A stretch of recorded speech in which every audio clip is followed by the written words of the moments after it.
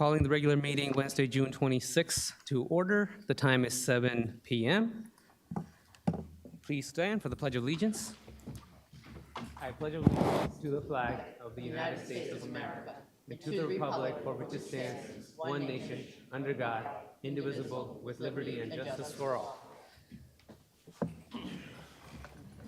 Madam Clerk, roll call, please. Councilmember Brescher. Here. Councilmember Coyle. Here. Councilmember Harris. Here. Councilmember Patel. Here. Councilmember Patil. Here. Councilmember Pointer. Present. Councilmember Shmuel. Here. All right, Madam Clerk, please read the adequate notice. Adequate notice of this meeting as required by the Open Public Meeting Act of 1975 has been provided by an annual notice sent to the Home News Tribune, Star Ledger, Desi Talk, and News India Times on December 12th, 2023, and posted in Main Lobby Municipal Complex on that same date. Thank you, Madam Clerk. As for the Council President's remarks, as I stated Monday, I will be moving forward giving you one warning by calling a point of order for disruption. If any more further disruption continues, I will ask the officers to remove any said person. Moving forward, resolutions and recognitions. Madam Clerk, please read R328. Oh, actually, You got approval of minutes first. Oh, no, I'm sorry, you're right. Or 328. Whereas Mr. John Zimkowski has amplified remarkable dedication and compassion through numerous acts of kindness and significant personal achievements. Mr. Zimkowski's selflessness commitment to the community of Edison, including his regular piano performances at Brighton Gardens and JFK, has brought joy and comfort to the residents of these assisted living facilities for many years. In 2006, he contributed to electrical engineering, were recognized with the prestigious Electrical Engineering Milestone Award for his nomination of the Thomas Alva Edison Historical Site at Menlo Park, 1876. Presented by the Institution of Electrical and Electronics Engineering, an event attended by state and local Edison personnel. Mr. Zimkowski's dedication extends beyond professional recognition, encompassing a deep care for well-being of the people of Edison and his own family. Therefore, be resolved, the Municipal Council formally recognizes and commends Mr. Zimkowski for his outstanding contributions to the community, his achievements in electrical engineering, and his ongoing acts of kindness, which have significantly enriched the lives of others. It further be resolved, this resolution be presented to Mr. Zimkowski in honor of his exemplary service, dedication, positive impact on the community of Edison and the Edison Light Tower. thank you, Madam Clerk. Now, this will be open to public portion, if anybody would like to speak. Seeing none, motion to, all right. The resolution, Resolution R328. the one I just read. If seeing none, motion to close the public portion. Second. Can I, motion first? Oh, motion to close the public portion. Second. I have a motion by Councilman Coyle, second by Council Vice President. All in favor? Aye. All right. Any council comments? Council President, I'd like to personally thank Mr. Zimkowski. His dedication to Edison spans decades, and that's something that should be commended, and that's something that we should acknowledge. He's never asked for acknowledgement. You know, this is coming from the community and people within our community that asked for this from. It's just because of the many years of service that he's put in and volunteered in our township. So I'd like to personally thank him. Thank you. That'd be it, Council Thank you, Councilman Brescher. Any other council members? Council President, Councilman Coyle? everybody knows the Zimkowski family, and they've been around for decades in business in town, and I think it's just incredible to spend volunteerism in the community. I thank him and his family for the support to continue his efforts and to donate his time, not just to the tower, but to other things he's done around town. Thank you. Thank you, Councilman Coyle. Any other council members? Council President, Councilman Patil? I echo the sentiment of my council colleague. Anytime when it is about the community service, it's a pride moment, getting that recognition. Not easy to spend time away from family and giving back to the community. Again, kudos and congratulations for this recognition. Thank you. Thank you, Councilman Patil. Anyone else? All right, seeing none. Is Mr. Zimkowski here? Well, I would love to present this to him in person, but we will give that to him.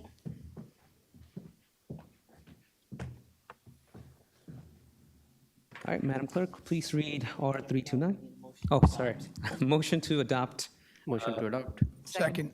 All right, motion by Councilman Patil, second by Council Vice President. Madam Clerk, roll call, please. Councilmember Brescher. Yes. Councilmember Coyle. Yes. Councilmember Harris. Yes. Councilmember Patil. Yes. Councilmember Pointer. Yes. Councilmember Shmuel. Yes. Council President Patel. Yes. Madam Clerk, please read R329. Whereas Mike Dumato, better known as Mike, is dependable, demonstrated a pillar of excellence in his role as broadcast communication manager. Starting his 20-year career with Edison TV in June of 2004, Mike was one of the original employees of the TV station. In May of 2005, Mike became a full-time employee of the township. Mike has an extensive background and lifelong love of television and video and theater. He obtained his bachelor's degree from Rutgers University, Newark, in theater arts with a concentration in television production. A member of the Alpha Pi Omega and chapter Quarrel, he started in many theater productions at RU Center, Players Theater, and many other venues. Mike enjoys making everything work from the inside out, from script writing to event planning to editing to post-production. His skills include many types of editing, Photoshop, multimedia lighting, and writing music. Passionate about video, Mike has won many awards, including 2001 Hometown Video Festival Editor for Espanol and ASEAN Live in 2007, Hometown Video Awards, Overall Excellence in Government TV, and 2010 Outstanding Video Jam Video Festival NJ on Stage News and Magazine format.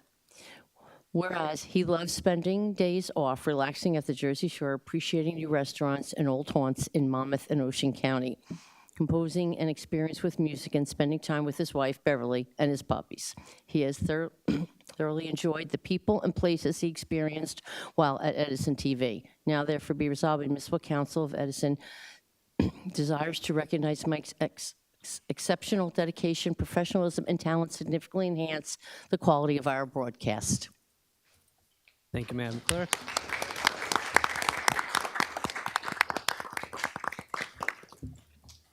All right, this is also open to public portion. If anybody would like to speak, come on up.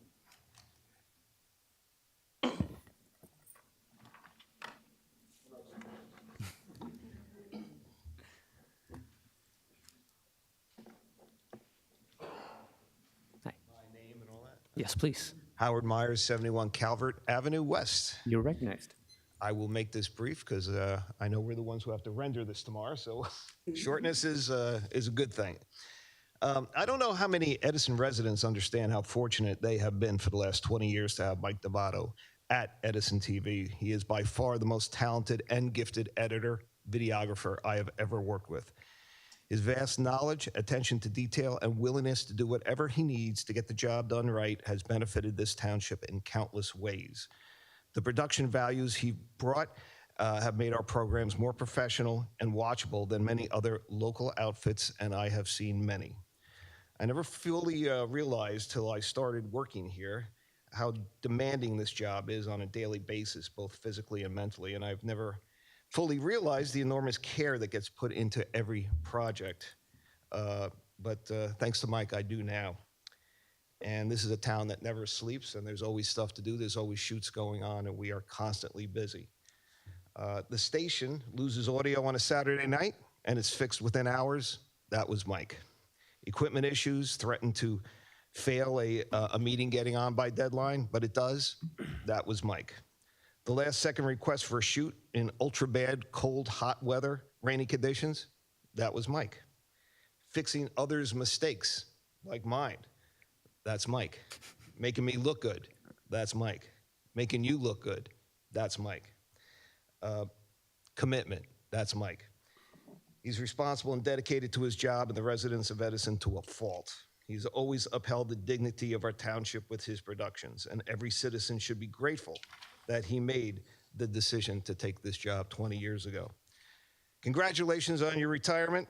You should be proud of the body of work that you created, and I am personally grateful for the wisdom that you shared with me, your knowledge and advice. Thank you, Mike Dumato. Don't be a stranger.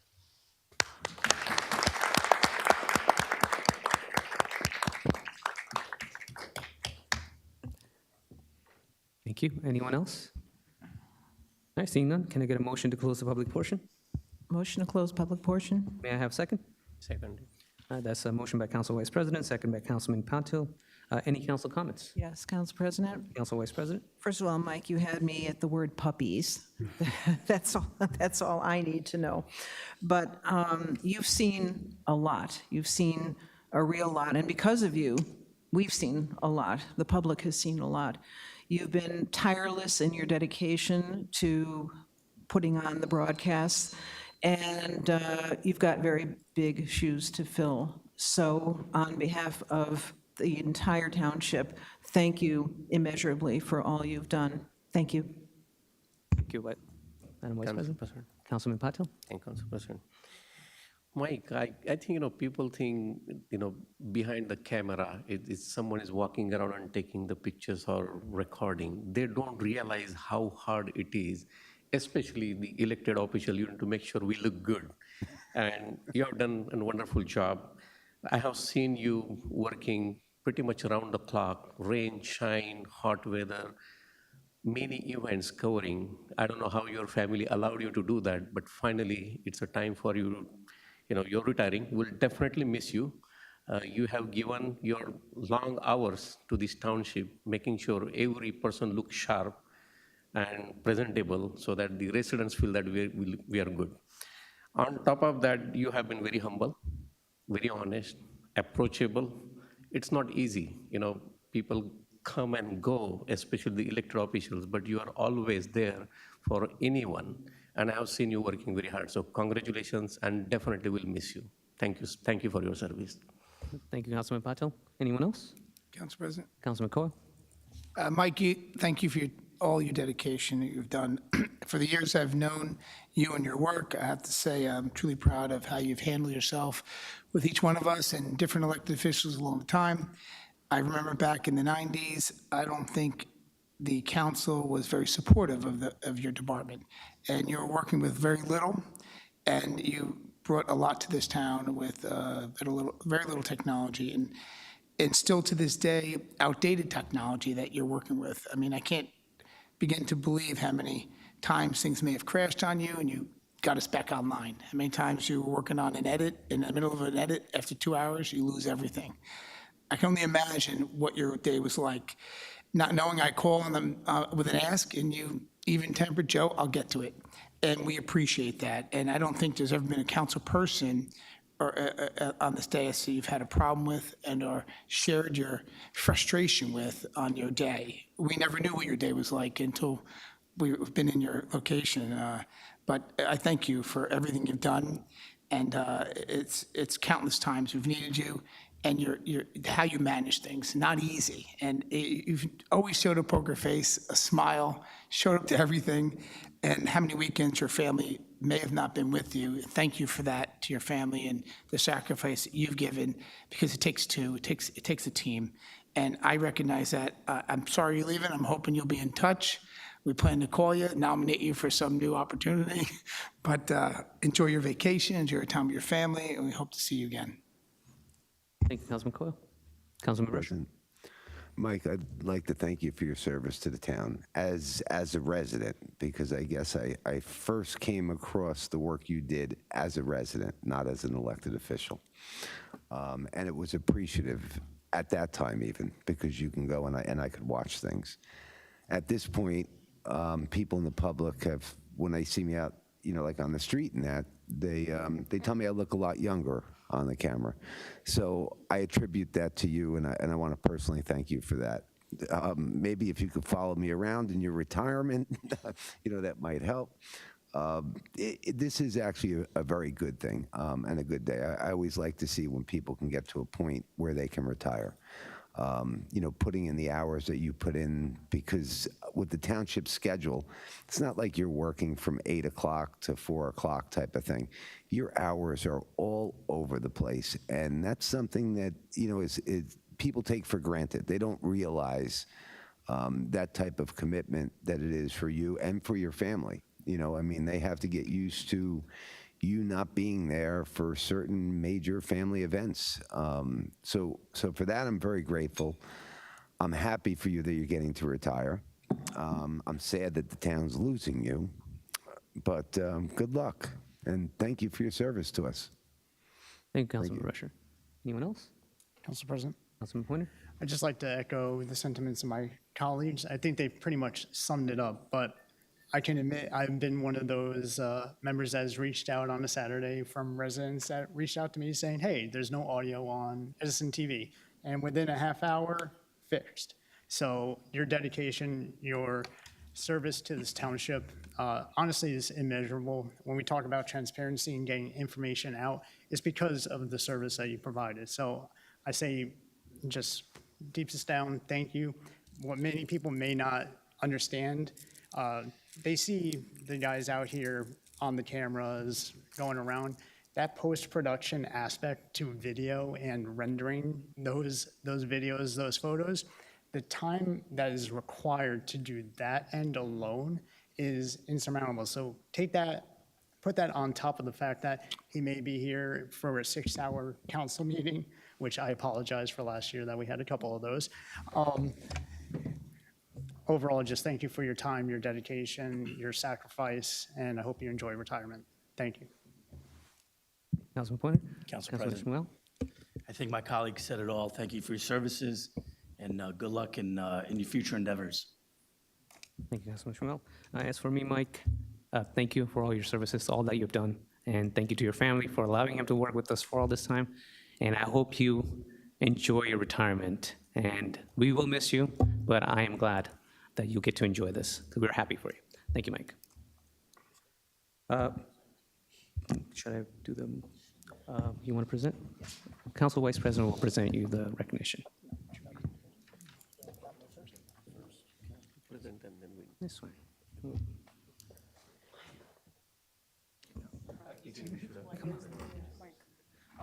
You can come up. Here you go. Here, no, here. She can come. Yeah, you can come on up.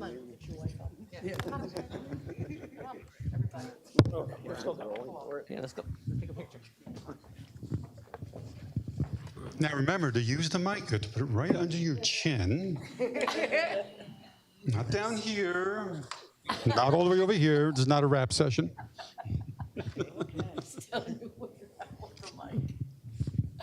Right down.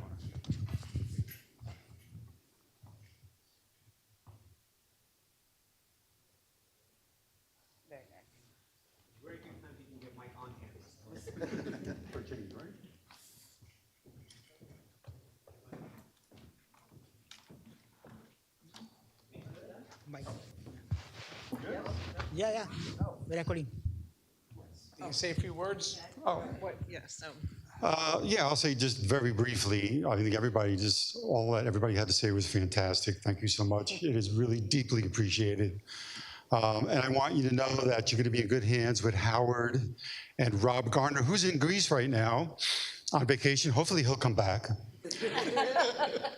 You're going to be in good hands. Howard and I, believe it or not, both started exactly the same way in video production. TKR cable, commercial insertion, 5 million years ago.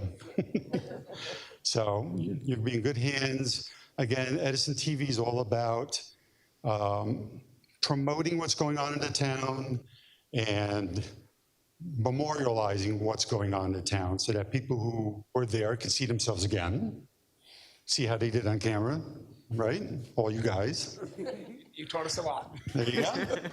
And the people who can't make it out, maybe it's too hot out, maybe they're not feeling well, it's their chance to see, the departments here and the organizations in this town work really hard to put these events together. Choice of recreation, I go on all day. Joe with the chamber. These are great events, and not everybody can make them. So it's their opportunity to see what the town's doing for them. And hey, that's Edison TV's job. That's it, so I thank you all. Thank you very much.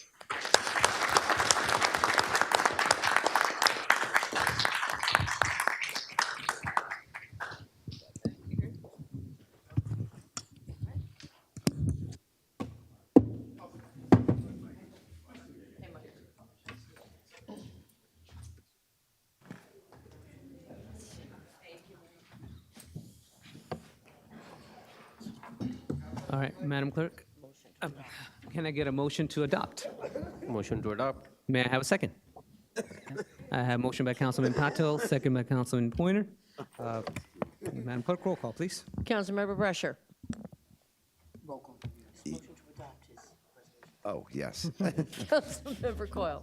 You didn't say yes. Yes. Yes.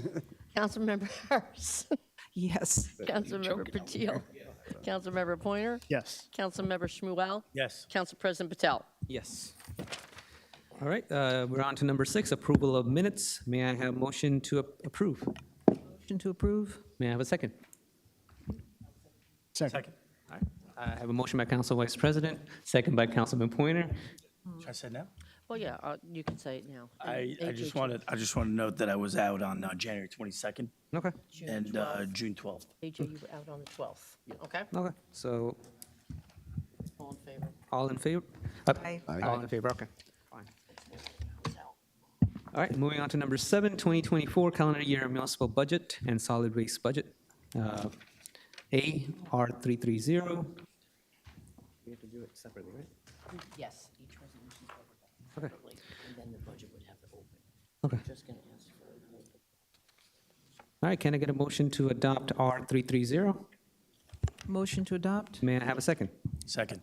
That's motion by Council Vice President, second by Councilman Shmuel. Madam Clerk, roll call, please. Councilmember Brescher. Yes. Councilmember Coyle. Yes. Councilmember Harris. Yes. Councilmember Patil. Yes. Councilmember Pointer. Yes. Councilmember Shmuel. Yes. Council President Patel. Yes. Do it again for the solid waste. This one. Yep. Do we need to do the public portion separately? This has got to go. Okay. And can I get a motion to adopt R331? Motion to adopt? May I have a second? Seconded. All right, motion by Council Vice President, second by Councilman Patil. Madam Clerk, roll call, please. Councilmember Brescher. Yes. Councilmember Coyle. Yes. Councilmember Harris. Yes. Councilmember Patil. Yes. Councilmember Pointer. Yes. Councilmember Shmuel. Yes. Council President Patel. Yes. Okay, so now this is going to be open to the public for comments. Anyone would like to, on the municipal budget? All right, seeing none, motion to close the public portion. May I get a Motion to close the public portion? May I get a second? Second.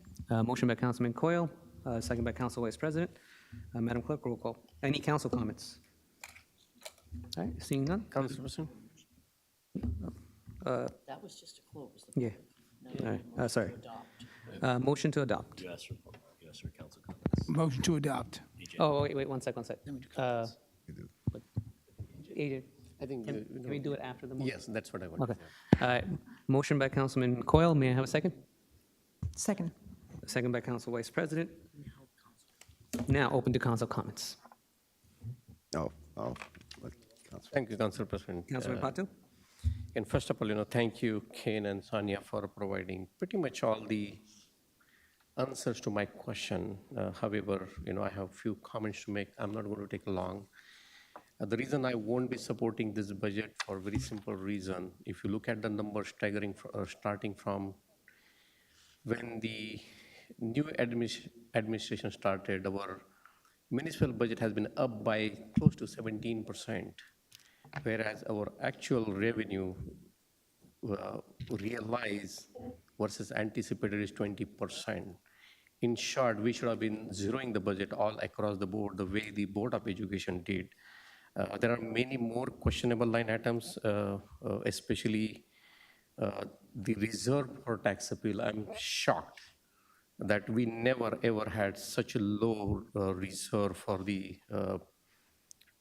tax appeals. We know that year over year, prior administration as well as this administration until last year has done a good job of closing as many tax appeal as they could.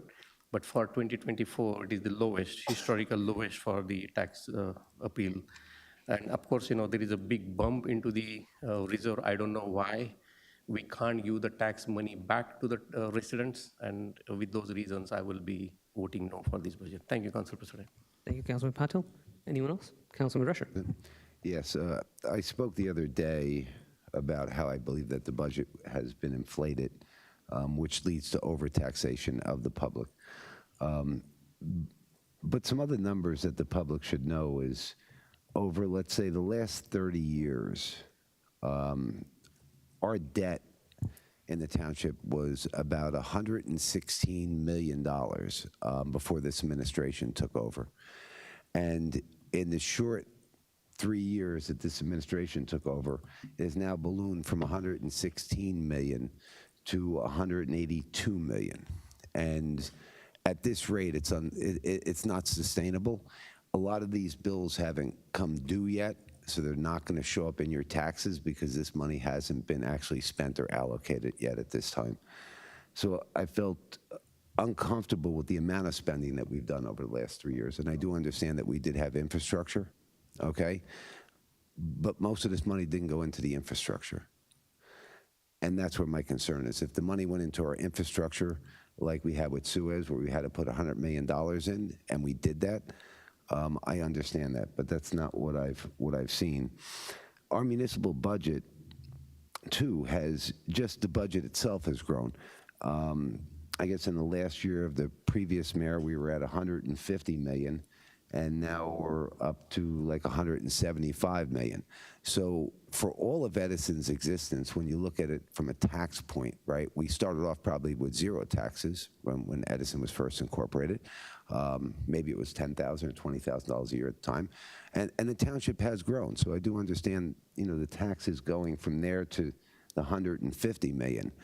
But what I don't get is how it's went from 150 to 175, or it's grown by that amount over just this short period of time. So for those reasons in general, I'll be voting no on this budget. That would be it, Council President. Thank you. Thank you, Councilman Brescher. Any other council members? Council President, Councilman Coyle. I just want to thank the administration and each department for handling this budget and also prior years of each department in their continuous revenues, especially construction and zoning and what they do. It's my opinion that this is a solid budget for us. I think we're set up in a good place for the following year. And when it comes to our expenses of revenue, I think this administration's done a great job. It's my opinion that some members of this council took on Suez, and I was happy for that fight. And the fight was all about us borrowing $800 million. The township going to take a loan for 40 years for $800 million. Why? Because at that time, that administration, that mayor at that time, felt that we should give up our utility, our close to $40 million of revenue, to give it up permanently to another company from France for them to do $800 million of improvements. So today, I look at this, in my opinion, that much of this bond, much of this revenue is the fact that we have a sewer utility today. Although it's in a good place, and I believe we've done great things since that. We have an entire department, water and sewer, that cleaned up and repaired over 3,000 issues to date. We have a full department, stone yard, garage, fully ready to dispatch for emergencies for this town, and I'm proud of that. So however you look at it, if you look at us taking on Suez and having $800 million, or today's difference between 116 in debt to 116 in a budget to 182, that's our difference there. A majority is that. And let's all look at the 30 years of building maintenance in this town. Nothing was done for 30 years. And today, walk around, come through here. I'm happy to take a tour with any public resident and meet them here on a scheduled time, to the council president, to the clerk, and walk them through what's been done here. I'm truly proud of that. When it comes to public safety, we've done a remarkable job of public safety and improving the streets and the fight against crime and home invasions and car theft.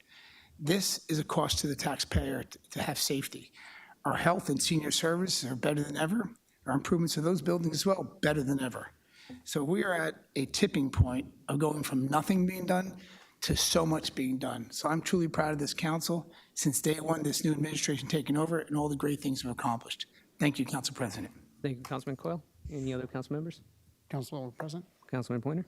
Thank you, Council President. I will try to be brief, but I know there's been comments before that we did not elaborate enough on the budget, so please allow me a couple minutes just to go through my thoughts. First, just as a general reference, anyone that is interested as to how this budget will impact you, if you go online to the introduced budget, there is a user-friendly version. On page 10, there's a table which, based on your assessed value, will give you what the differential of this year compared to last year's taxes are. That will give you what the financial impact would be to you. You can find, and if you're not sure where your assessed value is, go to the How Do I tab, and under there, you'll be able to find what your property's assessed value is. The proposed tax increase for this budget is 2.52%. When you average it over the past 3 years, it's 2.096%. Appropriations are being increased by 3.12%, and the past 3-year average is 2.75%. When you look at the projected inflation rates by the CBO, which is the Congressional Budget Office, they're projecting it at approximately 3.6%, and the Consumer Price Index is, from the past 12 years, is at 3.3%. So when we look at our other expenses, I find that what we have spent this year versus what's being appropriated is actually in line with what we would expect just general inflation cost to be. If you look deeper into the budget, some of the major expenses that are increasing include health benefits and surety, which is 1.1 million.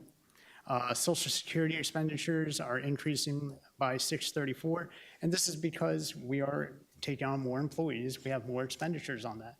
If you look at just salaries and wages, those numbers are not accounted in there.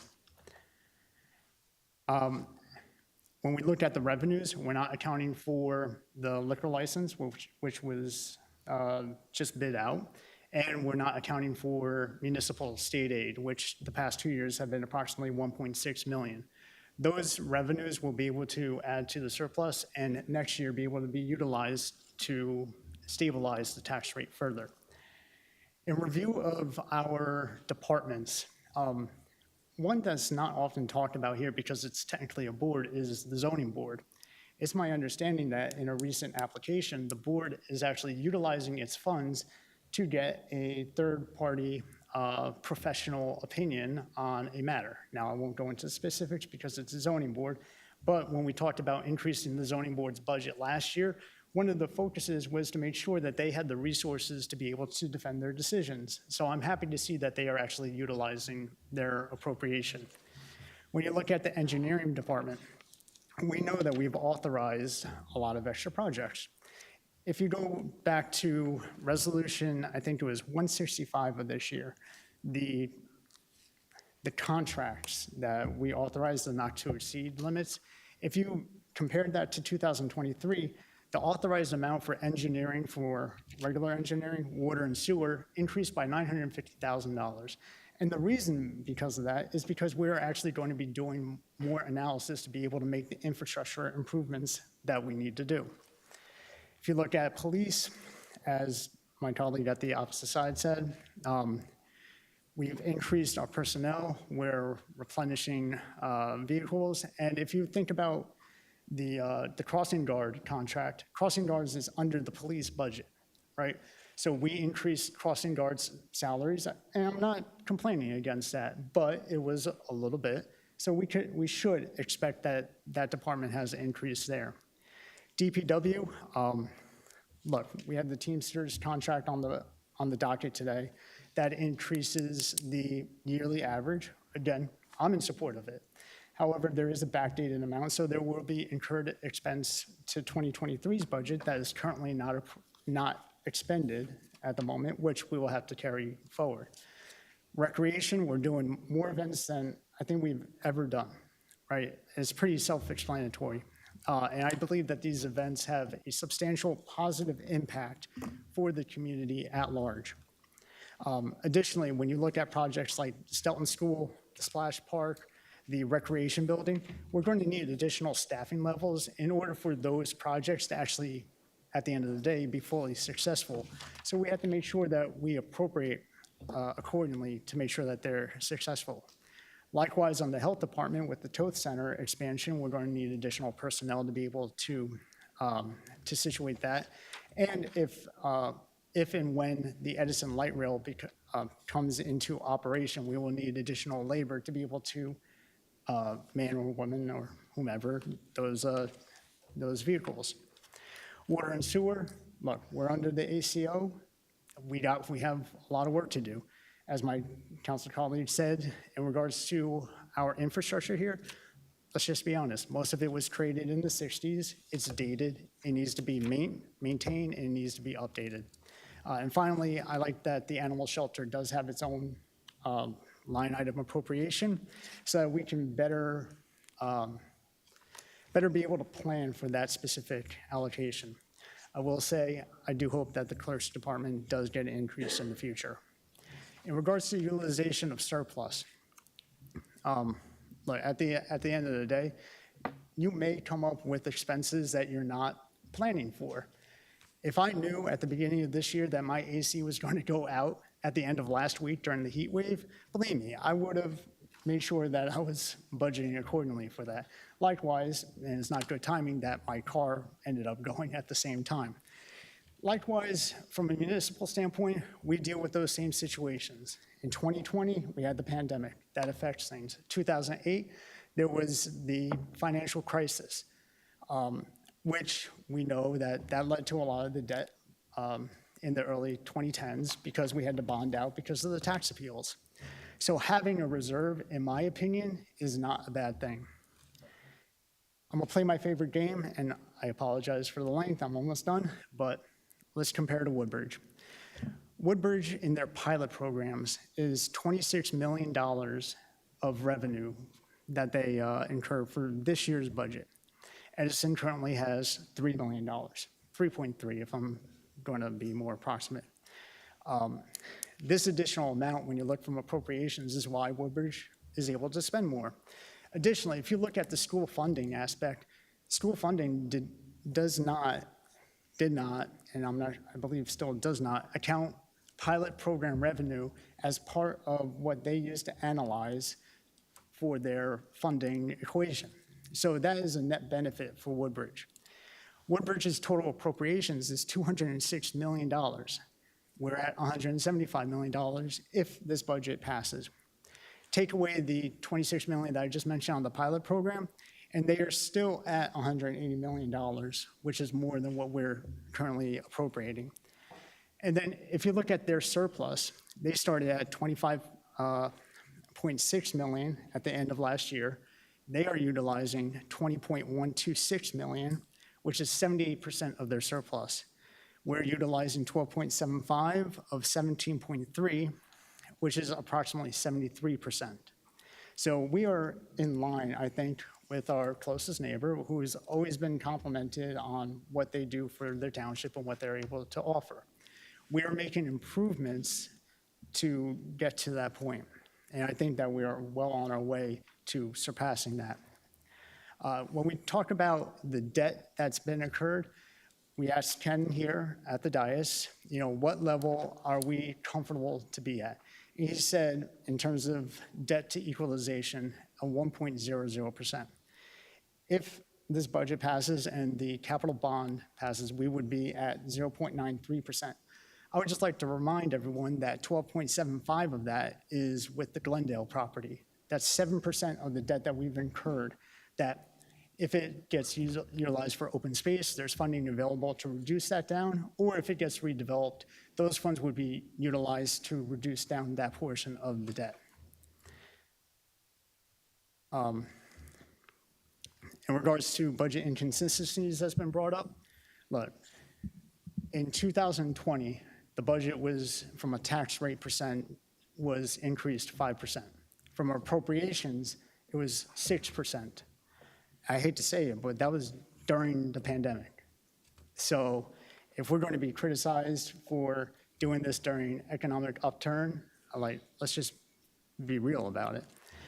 I mentioned about the average of the last 3 years, and I'll just go to my conclusion. At the end of the day, I believe that the improvements of the services I've seen and I've heard, I believe that this is a fair budget. One that continues to stabilize taxes as we aim to eliminate inconsistencies in year-over-year rates. Based on my reading of the budget, I believe we will continue the support of the township workforce in continuing its improvements to increase and improve the services to the residents of this great township. In conclusion, I will be voting in favor of this budget. Thank you, Council President. Thank you, Councilman Pointer, for that illuminating answer. Any other council comments?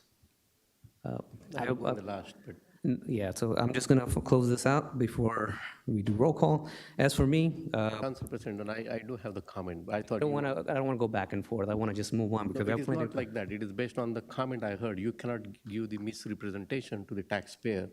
And this is supposed Councilman Patil, you're not recognized. I'm sorry. you cannot, Council President, you cannot take the roll call Have without you having already the Council President, the councilman. Councilman permission. Pointer, you are out of order. You can ask the attorney. You cannot stop councilman.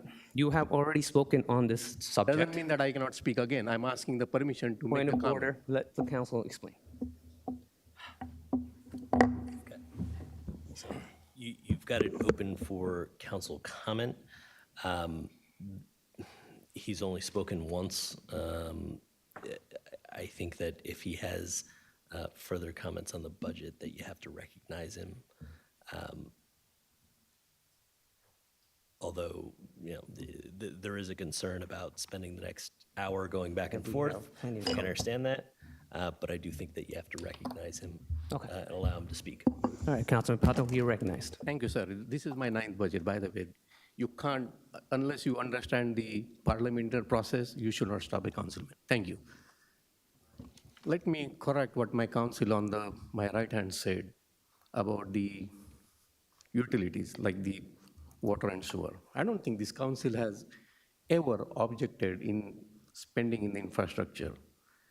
The $182 million debt we are talking about has nothing to do with the utilities. We have $43 million debt for the sewer. We have $14 million debt for the water. That is completely separate. If I add those numbers, we are way somewhere $250 million. So your comment was, you know, this debt is more to invest in the infrastructure, nothing to do with water and sewer, that $185 million. Let me talk about the stack tabulation.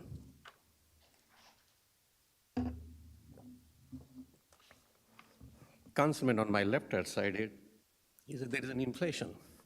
I understand that. But if you look at what we budgeted versus what we realize, there is a big difference. If you look at the numbers, right in 2021, we realized $3 million more than what we budgeted.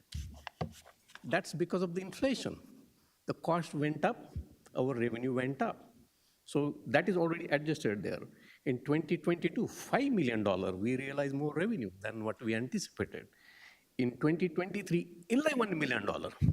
Not one, not two, $11 million. So in all, in last 3 years, we realized $19 million more than what we budgeted. That's your inflation. That's an adjustment toward the inflation. On top of that, this year, we are not telling the truth. What we are telling is, hey, our tax is going up by 2.5 or whatever that number is, but we did increase the property value. Now, if Ken would have been here, I would ask him, what is the net impact if you have kept the original property value? That $1,000 what he mentioned, it is much more than $2.5 million. So let's be honest and transparent. My other thing is about the pilot, or let me go before that in terms of the departments. Yes, I'm very proud that all our departments are working very hard. They are doing a wonderful job. But that's a BAU. In terms of the revenue, in terms of the budget, we already anticipated what our expenses are. They're already budgeted there. It has nothing to do with inflation. What we are failing to do here is we are not using our current budget to improve the quality of life. We are borrowing the money to do the projects. Good to have projects, must to have projects, I get it. But where is that rest of the money that we are getting extra? Why we are not spending that on the quality of life related issues? The last thing, my council is say, hey, my favorite, compare Woodbridge. Guys, don't ever go close to Woodbridge. The services they offer, the transparency they have, the way the government operates is very different than what we do in Edison. Look at that. Do they get the flashy magazines? Do they have the PR firm? How their council works? how their projects works, why the pilot works in Woodbridge, why this admission failed to bring the pilots. I know the Councilman Coyle, we have done quite a few pilots in past. So we should, in fact, we are saying that we failed to bring the pilots in this town, rather than saying, hey, Woodbridge does this pilot, that's why they have more money. Yes, Mayor McCormick does a good job. He works with the Board of Education, he does the pilot project, but he pays back to Board of Ed. He built the free schools. He built the schools without bonding the money. What we have done in this town? Nothing. So let's not go and say that, hey, we are super smart, we are doing the right thing, we are spending the money at the right places. Guys, what I feel is, for the taxpayer standpoint of view, if you look at average taxpayer point of view, from 21 to 24, if you look at your net tax increase, it's more than 6%. Let's be honest. And I'm saying, if it's done, just acknowledge, yes, we need that money, say that, right? But because our economy is growing, we are getting more tax revenue than what we anticipated or what we budgeted. We are moving that money to surplus, and I agree, we need to have the more money to the surplus, but I completely disagree not having the enough money for the tax appeal at the same time. So where we stand in terms of balancing our budget. So let's not say and, pat our back saying, hey, we have done the wonderful job. This council holds the responsibility. We need to do our own due diligence. In fact, we couldn't. I have not received the updated budget binder yet. We are modifying or amending the budget, but yet I don't have the binder, which should have been corrected by this time. It should be on the council desk for everyone at this time, but it's not there. Yet we are voting for the budget. Thank you, Council President. Thank you, Councilman Patel. Any Council President, point please of make it quick. clarifications, I'll be extremely brief. Councilman Point. When you look at the total appropriations, if we get more grant money, we appropriate it. So our appropriations would go up based on that fact alone. And that if we have more ratables in township, our appropriations would go up accordingly. It was mentioned about the pilot program, and I understand. That's why I mentioned the number, taking out the $26 million number. And finally, in regards to what I said about the inflation aspect, I specifically started by detailing other expenses, utilizing what we actually expended in 2023, and applying what the figured inflation would be, which if we spent 49.3 last year, we would expect to be around the 50.8 that's currently appropriated under the departments. Thank you, Council President. Council President? Thank you, Councilman Pointer. Councilman Brusher. Yes. Councilman Porter did make a point that if we were to receive $40 million in grant money, it would have increased our municipal budget by $40 million, and we would spend that $40 million. But the way that he phrased it made it seem like that's why the budget went up.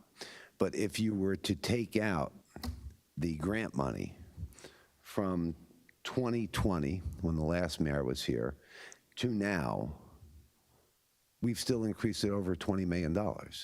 Right? So if I said it was 25, 22, 25, what I'm saying is over 3 years that exponential increase is just a bit too much for me to accept in such a short period of time. Without getting direction from the administration or the mayor to tell us what his goals and those are. And this will get, I'm going to go back into that when we get to the bond that comes up. And I'll tell you why I'm disappointed in the bond. But it goes to the same thing where it's not like we have a plan. There is no plan that this administration, this mayor has. There is no plan. He has not shared it with the council. Nobody here knows exactly what he's building or what he's doing. We still don't know whether there's basketball in the Jets field or not, right? There's so much that's left up in the air because he doesn't even share it with the council body here, okay? And like I said, when we get to the bond, I'm going to explain that because it's very self-evident that there is absolutely no plan. So that would be it. Thank you, Council Thank you, President. Councilman Brusher. All right, as for me, Council President, all right, Councilman I'll Coyle. just be brief. I'll be 30 seconds. I do appreciate all my colleagues and their comments. My comments were a combination of revenue over debt, and that today I'm still stand strong, that I support the utility, and I support the fact that today we have 30+ million in revenue that would not have had we gave it to Suez. we'd be giving up our revenue ticket to somebody else and be $800 million in debt. Thank you, Council President. Thank you, Councilman Coyle. All right. Okay, as for me, budget, you can slice it any way possible. As you can tell, there's various opinions and various analysis of this. But the way I came around on this is, what percentage of the budget do we control? 80% of the increase is already built in, based on the contracts, based on everything that the township is already committed to. So all the budget, 80% is already committed. The 20% that we have control over, we have to do, public safety, recreation. We have to provide services to the residents. I believe we are doing a good job. We have the highest number of police. We have great events. We have great parks. We're getting better and better. Our DPW is getting more efficient with better tools and better equipments. Their old equipment is getting replaced with new ones. All of these things cost money, and I think this is a fair budget. You cannot have your cake and eat it too. You have to spend money for the services of the residents, and I think balancing the increases, which, as Councilman Pointer pointed out, is 2.09% average for the 3 years, is pretty good. And as long as we can balance this and keep it steady, I think people can understand the cost. As long as our services are getting better, Toad Center, we got the splash parks, we have more events, we have a lot of good services and better public safety happening. So I'm okay with this. So with that said, Madam Clerk, roll call, please. Councilmember Brescher. No. Councilmember Coyle. Yes. Councilmember Harris. Yes. Councilmember Patil. No. Councilmember Pointer. Yes. Councilmember Shmuel. Yes. Council President Patel. Yes. All right. Moving on to the public hearing for solid waste. Any members who would like to speak? All right, seeing none, motion to close the public portion. Motion to close the public portion. Second. All right, motion by Councilman Coyle, second by Council Vice President. May I have a motion to adopt? Motion to adopt. Second. Motion by Councilman Coyle, second by Council Vice President. Council comments? Solid waste. Yes. Councilman Brescher. Yes, all I was going to say is this ties together. We have money in there that I spoke about that I don't know that we actually necessarily needed to do this $1.4 million bond. And we could have offset that with other. The 1.4 million is for our solid waste, right? They're tied together. And I think we had 1.4, or was it 1.3 in like reserves or surplus? And this came up when we were going through it, and what I was looking for was for the administration to amend, the two, so we didn't need to go out for such a large bond with that. Since I didn't see that change, I don't feel comfortable in voting for the solid waste budget either.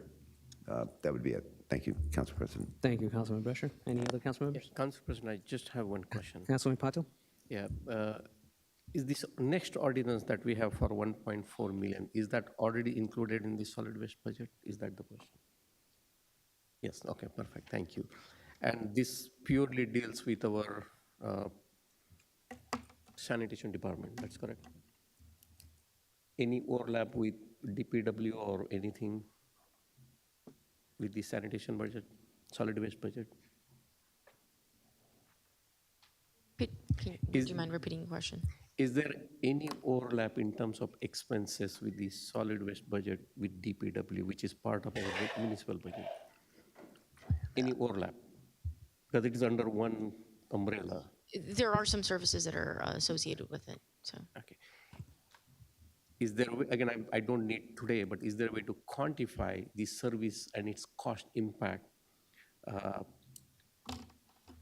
between these two departments? And we can have that afterward, but just want to understand what is the cost impact. The reason is it does impact the public and private garbage districts if there is an overlap, because DPW is across the town, whereas the garbage pickup is only very specific to the section. But I don't have any other question other than that. Thank you, Council President.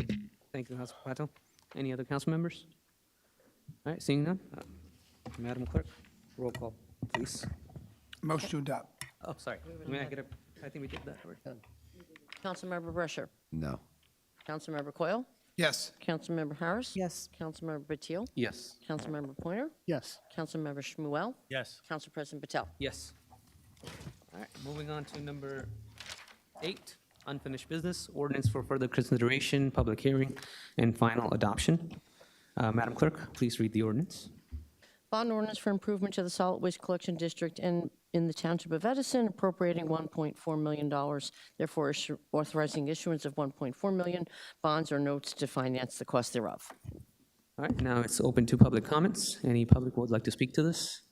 All right, seeing none, motion to close the public portion. Motion to close the portion. Second. Motion by Councilman Coyle, second by Council Vice President. All in favor? Aye. All right, motion to adopt. Motion to adopt. May I have a second?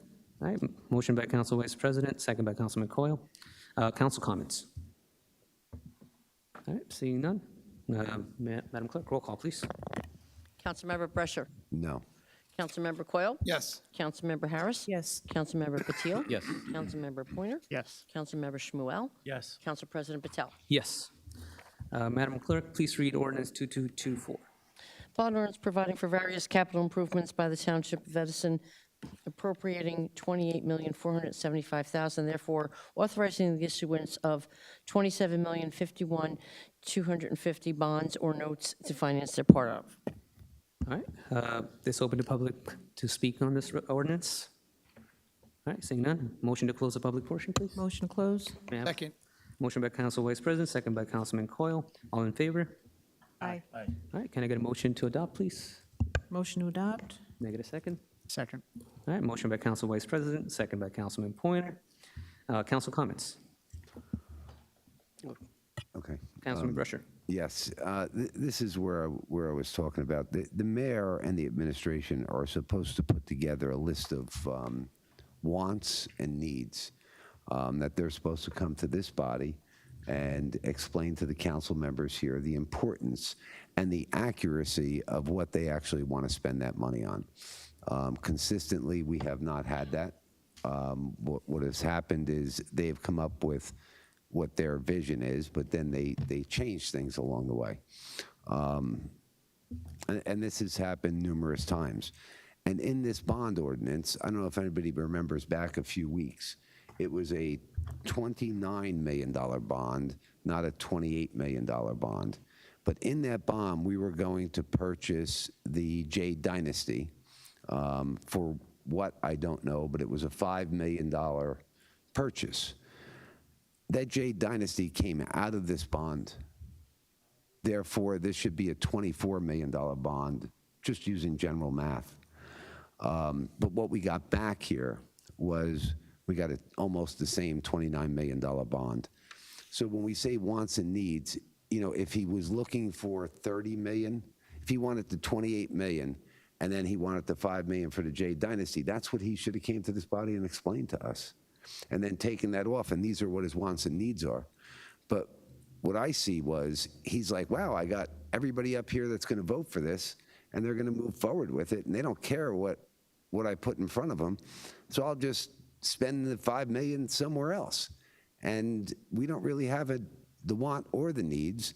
I don't feel comfortable also with all the paving we're doing. We do have quite a bit of paving, and I've been a big fan of paving, but I've also watched us do paving, and then a couple years later, the roads are opened up. So why does that happen? Is it a coordination issue? I don't know, right? It's not my job to make the calls to the utilities. All I know is that we've paved roads, and I'm looking at roads that are opened up like throughout the town. So because it wasn't a want and need, and this is what's necessary, this was just like, hey, I got extra money, so we're gonna spend it. To me, it speaks of irresponsibility when it talks about a budget. And it goes back to the budget, where I told you the budget was bloated, and there's a lot of money in the budget. They don't need the extra 5 million in here, okay? They could do that with the budget that they have. I sat down with my colleagues and the business administrator, and I explained that I thought we could have reduced that by 9 million, and then we would have been bare. But you know, that's where I'm at maybe 6, and my colleagues here are or higher, right? It's just a disagreement of a number. So I don't blame anybody for that. But this here I do, because this here should have been the 5 million off the top. This is not like I have the council that's going to agree to 30 million, and now that I'm not going to do this, I'll just do something else. So I just feel, I guess, offended as an elected official that I don't hear anything about exactly what they plan on doing, right? We want to do a splash park. Great. What exactly are you going to do in the splash park? We get nothing on it. I get a picture. What can I tell by the picture? My grandson does better pictures, or is good. So, you know, we don't get anything. There's no input by this body. Or I haven't found one council colleague that's been able to tell me that they specifically worked on any of these projects putting anything together. So because of that, yes, I've lost faith in the mayor and his administration to make the town a better place. So I don't feel comfortable in voting for this bond. Thank you, Council President. Thank you, Councilman Brescher. Any other council members? Council President? Councilman Patel?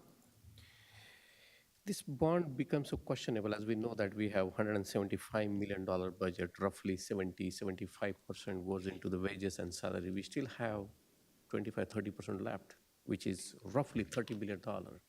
Plus, historically, we have always received more revenue because of the rate increase in rateable. And this is where I was talking about. Most of these projects are great. That deals with the public safety, that talks about the improving the facilities for the DPW, that talks about the flashing light that I'm calling for public safety. However, there are unknown $1.2 million for Clara Barton sidewalk, yet there is no confirmation that that is good enough money to do that. So I don't think that's a good thing. I would have expected half of this bond could have come from your regular budget, and that is what I was talking about, using the budget for to improve the quality of life, not bond the money to improve the quality of life, because we have enough money in the budget that is available. And that's how we are inflating our budget year over year. You know, we have our budget in last 3 years, 17% up from where we were.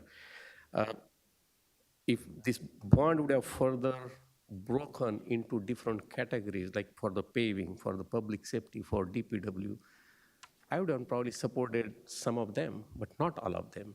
Hence, because this bond is one lump sum money, I never like to approve the lump sum money, which is not really a great thing to do. And hence, I will not be voting for this bond. Thank you, Council President. Thank you, Councilman Patel. Councilman Pointer? Thank you. It'd be tough to put all of these capital projects into the budget when it'd be approximately $14 million. It'd just be difficult, in my opinion, but personal opinion, that's it. In regards to the game plan of the bond, I mean, we all received a budget binder. In there was a capital improvement plan that laid out on each of the items what the anticipation was. I will give credit in regards to the adjustment in regards to Amboy Avenue, about that being not included in the budget binder at that time. However, I frequent Amboy Avenue every day.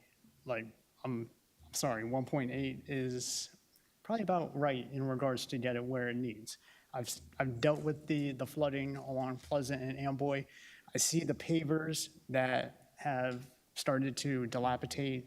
They've become uneven. Councilman Coyle and I have discussed about in regards to how the utilities are used right now, how everything's overhead, whereas now a lot of things are going underground.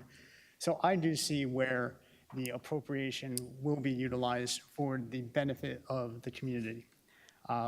If I look at all the line items, and I won't go through each one, when I compare them against previous bond ordinances, there are things that overlap: park improvements, vehicle purchases, the road resurfacing. These are not new items. So with that, I will be supporting this. Thank you, Council President. Thank you, Councilman Pointer. Any other council members? We have one question, but to the engineering on this one. Okay. Thank you, Council President. Through BA, if you can answer the question. We have roughly how much? It's $2.4 million into CDBG funds. Sonia, if you know that, is this money can be used for the Clara Barton sidewalk or any of those improvements? Does the Clara Barton section falls under the category that we can use CDBG fund? So actually, the mapping is going to be updated as of July 1st. So I can't give you that answer tonight, but I can update the mapping. So if I tell you yes or no, that's going to change July 1st.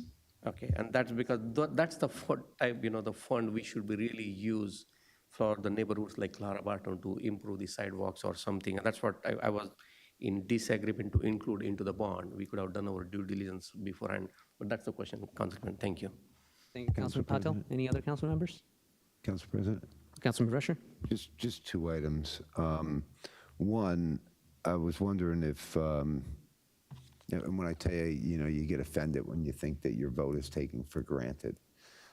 Somehow tap into Edison, local paper.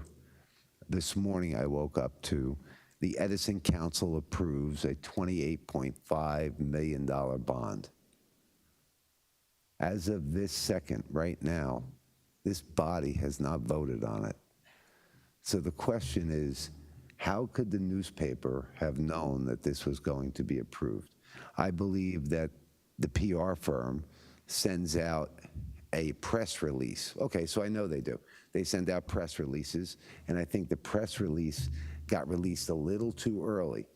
But the perception was they have the votes, so they're going to approve it. So they took this body for granted. And as an elected official, I find it disgusting is probably the best way to describe that. Then when we talk about how great DPW is here, and I see the people here, I don't see Ray, but I agree, they do a lot of work, right? But I don't know if you guys heard what I just heard, but what I heard from the other side of the dais here was Amboy Avenue has issues with the little brick pavers that we're going to spend $1.4 million. And this is my big problem with this administration and this mayor, right? What we don't do here is we're not maintaining what we have, right? Over the last 3 years, we should have had people out there maintaining this. And this is not what they do.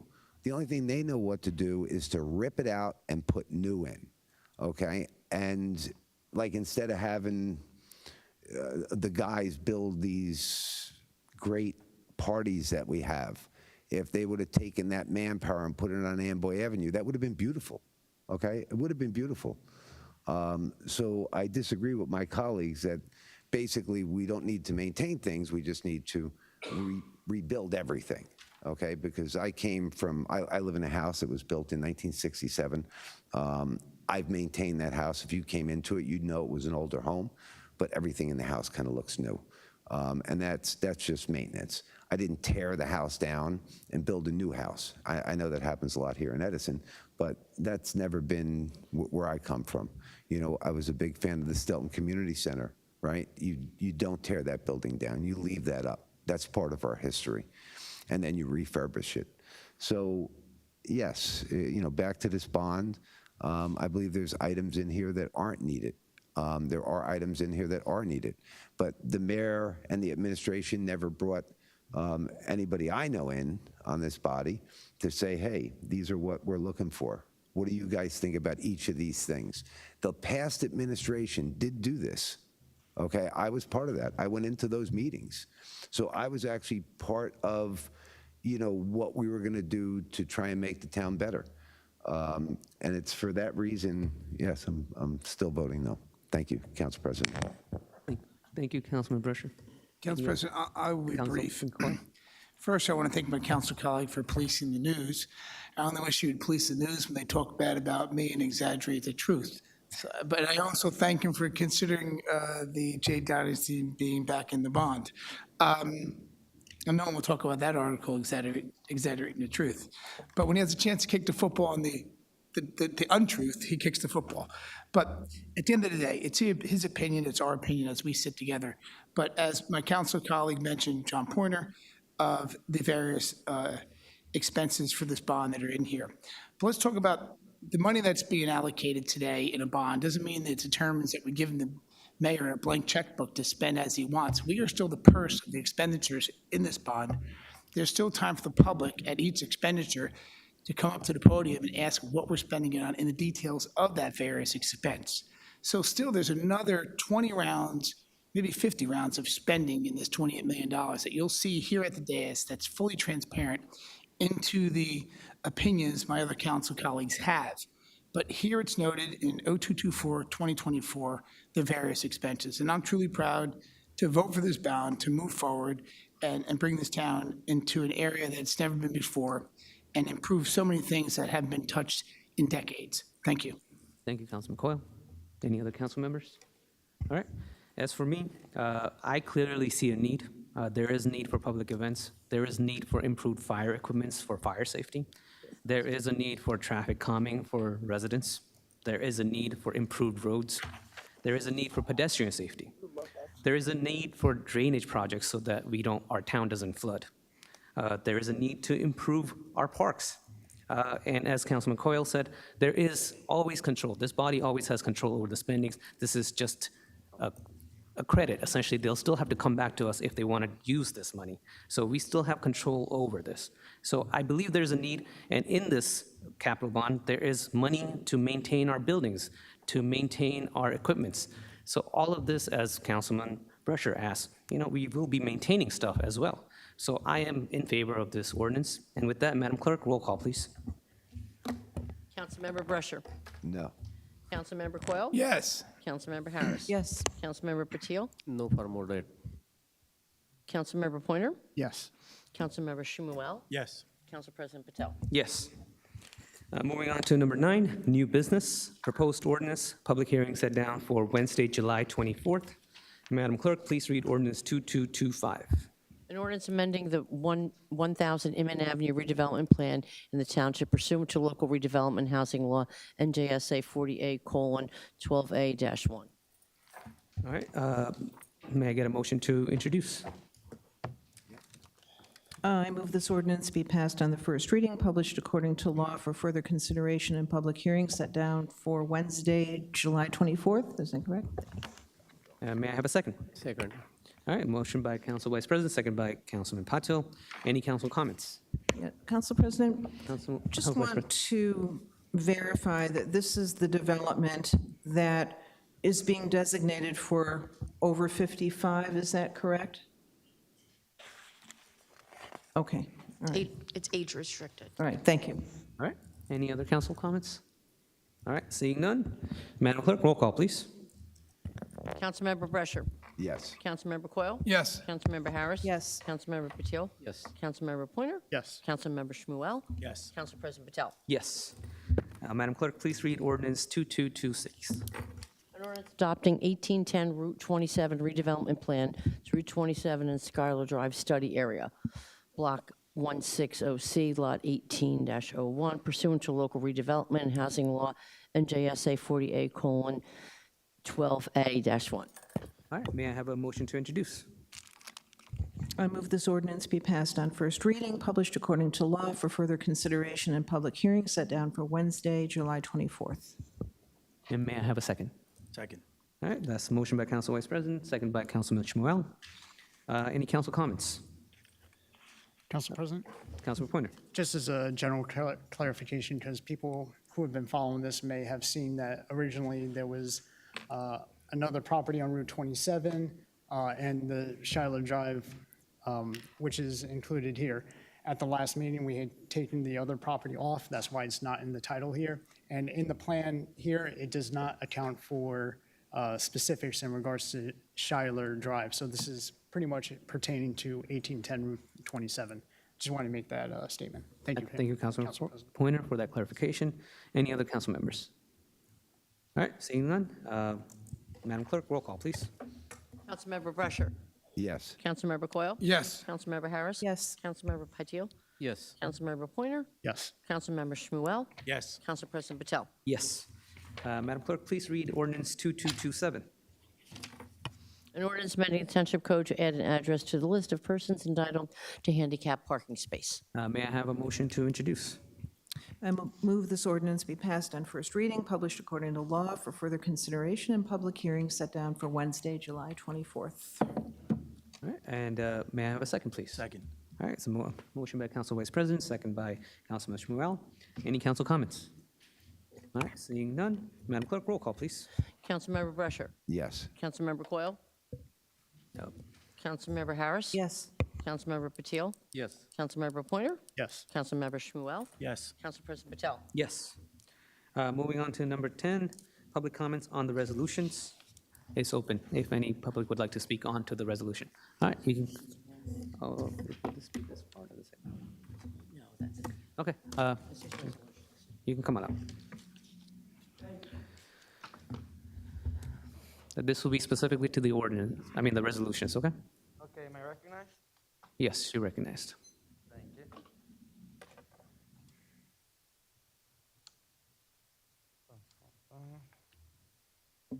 I'm against all the resolutions.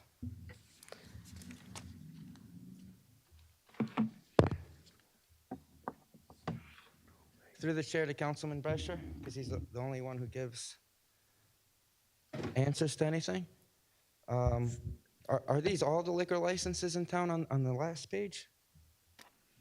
Just a small portion of them? Okay, through the chair to Councilman Brescher, I just don't understand how they keep renewing these. I don't have a problem that they're renewing them, but when they need money, they now sell liquor licenses. They started at 800,000, and we still don't have any marijuana stores, Councilman Brescher.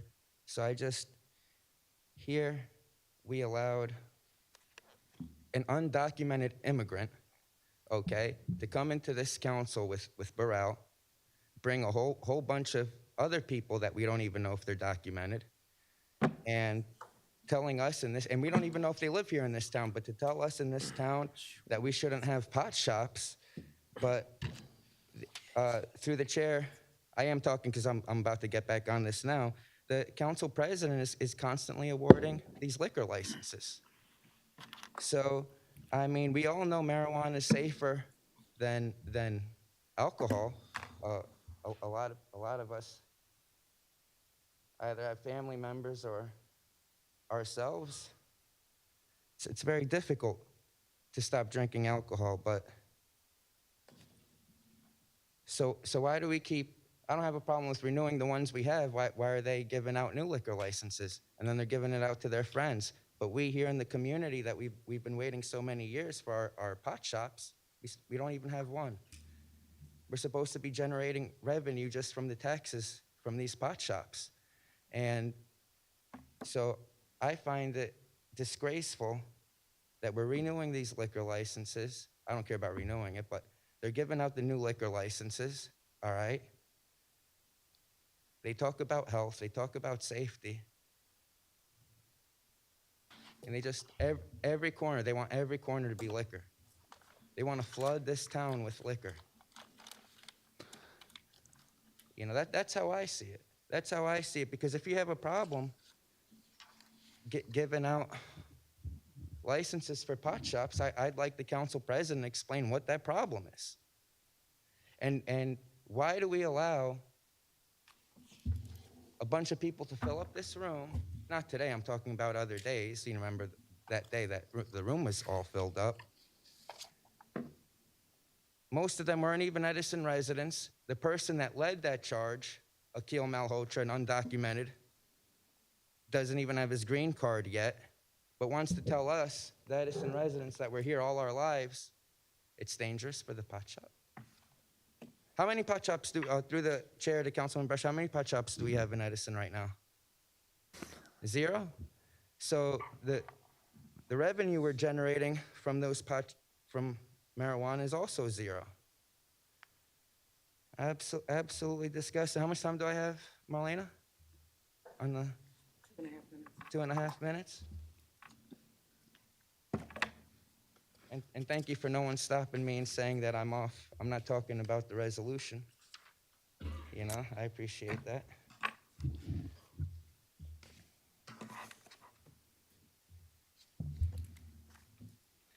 So not one of these are new licenses, it's all a renewal.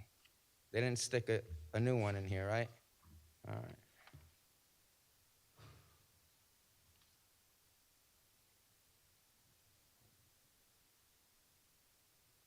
For R346, can you please explain to us why we need to study that area? After I speak, of course. Because through the chair to Councilman Brescher, one block away from this, okay, the mayor harassed the owner, said, oh, it doesn't matter, we're gonna force him to pay all these legal bills.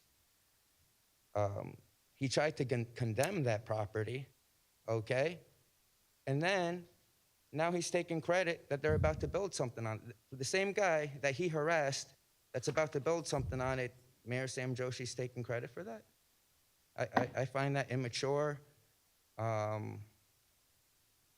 Through the chair to the lawyer. Isn't that rather strange that all these lawsuits we're having because your law firm can't even tell Mayor Sam Joshi proper legal advice? Through the chair to Councilman Brescher. Councilman Brescher, when lawyer Northgrave was here, I think the reason Northgrave got fired was because he always told Sam no on everything. No, it's not, and then he would explain why it's illegal. But it's my opinion that Sam doesn't like to be told no. If you tell him no, he'll hire another firm that's willing to tell him yes, and that's his law firm.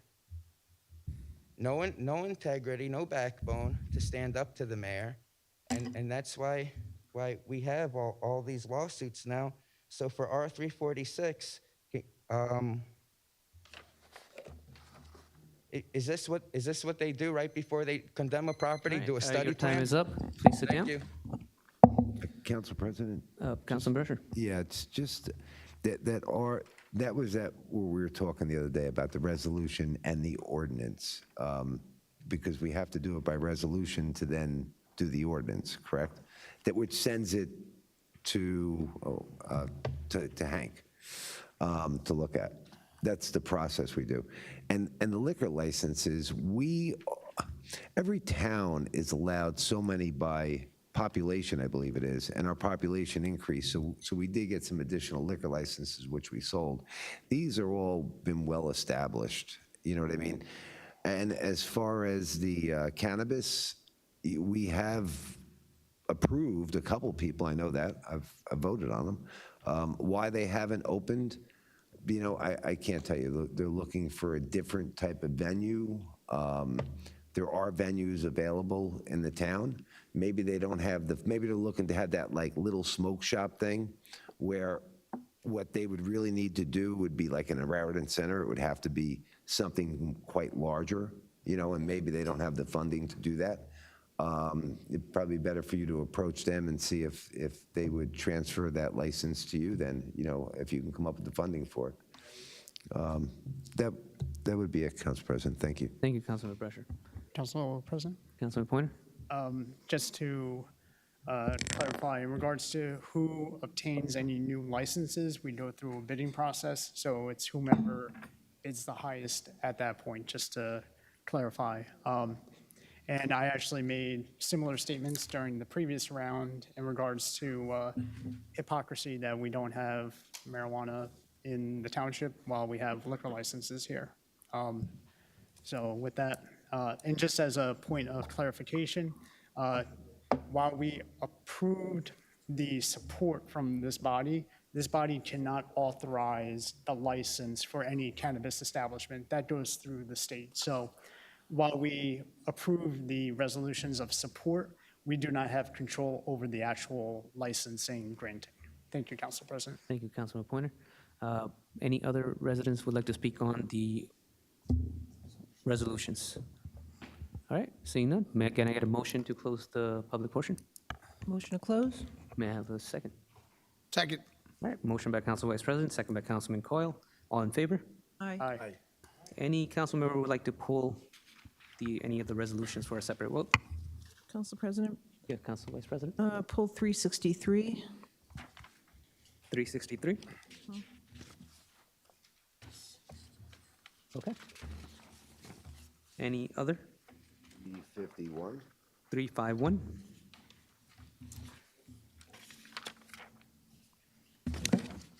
Council President, Yes. 343 and 345. Okay. Anything else? I don't know, attorney is not here. In fact, I wanted to add the resolution to repeal the ordinance 2215-2024, which was for amending which we adopted housing by amending the section 17. Looks like that's a very unreasonable ask. When I read through, it was not appropriate, and I wanted to have that dialogue. So I want to ask, is there a way that I can add the resolution to repeal that ordinance? A resolution to repeal which ordinance? The ordinance ordinance 2215-2024. It's not here. We already adopted this ordinance. Ordinance amending the chapter 17 housing by amending section 17. This is about the multifamily apartment complex license requirement. So you can ask the council. Yeah. So we are on the consent agenda. Individual council member have pulled the resolution for separate discussion. My question here is, can I add a resolution from the floor to repeal the ordinance O.2215-2024, which was adopted by this body, I believe on April 25th? You can't do that by resolution because it's part of the municipal code. You would have to introduce an ordinance to amend or to essentially amend it. No, it's about the repealing the ordinance. It's a resolution to repeal the ordinance. The way we did it, to repeal the ordinance, and we send that to the planning board for Clara Barton. The same way I would like to repeal the ordinance what we have here. The way that we did that for Clara Barton's was through the permissive procedure under the redevelopment law. So that allows for a different procedure. What you're talking about here is the ordinance itself that was already adopted. In order to change that ordinance, I'm not changing. I want to repeal so it restores. if you want to repeal that ordinance, you've got to actually introduce an ordinance to delete that ordinance or to restore the old ordinance or to introduce a new ordinance to amend it. Because it's not under the local redevelopment law. That's the difference. I get that, but this is an ordinance. What I understand by parliamentary process, that any ordinance can be repealed by this body without even introducing. It can be done through the resolution, and it can go to respective bodies. It can go to health, it can go to zoning for the consideration. But that's my understanding. I think we have the answer from the lawyer, so we're gonna wait. Again, I want to double confirm. Which is fine, and we can obviously take a look at that and see if I'm wrong. But the secondary part of that is that the township code strongly prefers that resolutions be introduced in writing rather than introduced from the floor. So, but we'll talk about that. We can discuss what you want to do, how we can do it, and we can get it done for you if it's possible. Okay, but that's a whole different process. Can we introduce without a resolution the piece of paper? That's a whole different thing. But I wanted to bring to the attention to this body that either we do it next council meeting, if not possible tonight, but I would be in favor of repealing that ordinance. Okay. Michael, could you make that ordinance for us for a repeal, for us to vote on a repeal for it? I'm sorry, Councilman Brusher, you're recognized. What's your question? Could the attorney draft up an ordinance for a repeal, right, that we could introduce at the next meeting? Yeah, I think this will be not, we can discuss that topic at another time. Is there any other resolutions that council members would like to pull for a separate vote? All right, seeing none, so we have 343, 345, 351, and 363. Pull for a separate vote. So the consent agenda is 332 to 342, 344, 346 through 350, 352 to 362, and 364 to 376. May I get a motion to approve the consent agenda? Motion to approve the consent agenda. May I have a second? Second. I have a motion by Councilman Patil, second by Council Vice President. Madam Clerk, roll call, please. Councilmember Brescher. Yes. Councilmember Coyle. Yes. Councilmember Harris. Yes. Councilmember Patil. Yes. Councilmember Pointer. Yes. Councilmember Shmuel. Yes. Council President Patel. Yes.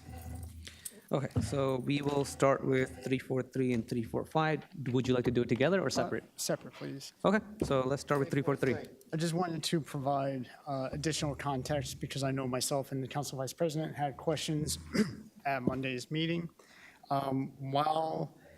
And to our attorney, please correct me if I mischaracterize any of our previous conversation. While the current property is a 4-bedroom unit, they have applied for zoning and construction to add a second floor, which would bring it up to the 5 bedrooms, which is why that answers our question about the 4 that we saw online versus the 5 that's before us tonight.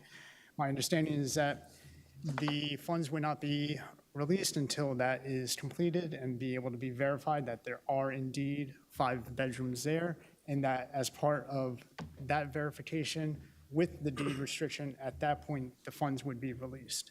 So I just wanted to provide that clarification. If I misspoke or mischaracterized, please let me know. But with that, I'm okay with this. Thank you, Council President. Thank you, Councilman Pointer. May I have a motion to, President, I have the oh, you have a comment? Oh, sorry, Councilman Patil. No problem. I know, I did ask for the 3 questions, Sanya, who owns it? This was on Monday. Is this approved by, is it within the FAR criteria? Because I don't know why we are rushing to approve something which is not approved by the zoning board. I understand that we will not release the money, but So the backup that was provided to you on Monday, all of that was attached in terms of who the owner was and what they've done. What I did follow up with our department is that there was an application put in the zoning, so they've gone through all of the processes that they needed to in order to get to this point. is it approved application by zoning board? Yes, it is. Okay, then Yeah. let's solve the problem. Zoning, but yeah. So with that, are we looking to approve number 343? Well, we need a motion to adopt. Okay, all right. Motion to adopt? Second. Okay, roll call, please. Councilmember Brescher. Yes. Councilmember Coyle. Yes. Councilmember Harris. Yes. Councilmember Patil. Yes. Councilmember Pointer. Yes. Councilmember Shmuel. Yes. Council President. Okay, Go from the vote. all right, adopted. Okay, Councilman Pointer, 345?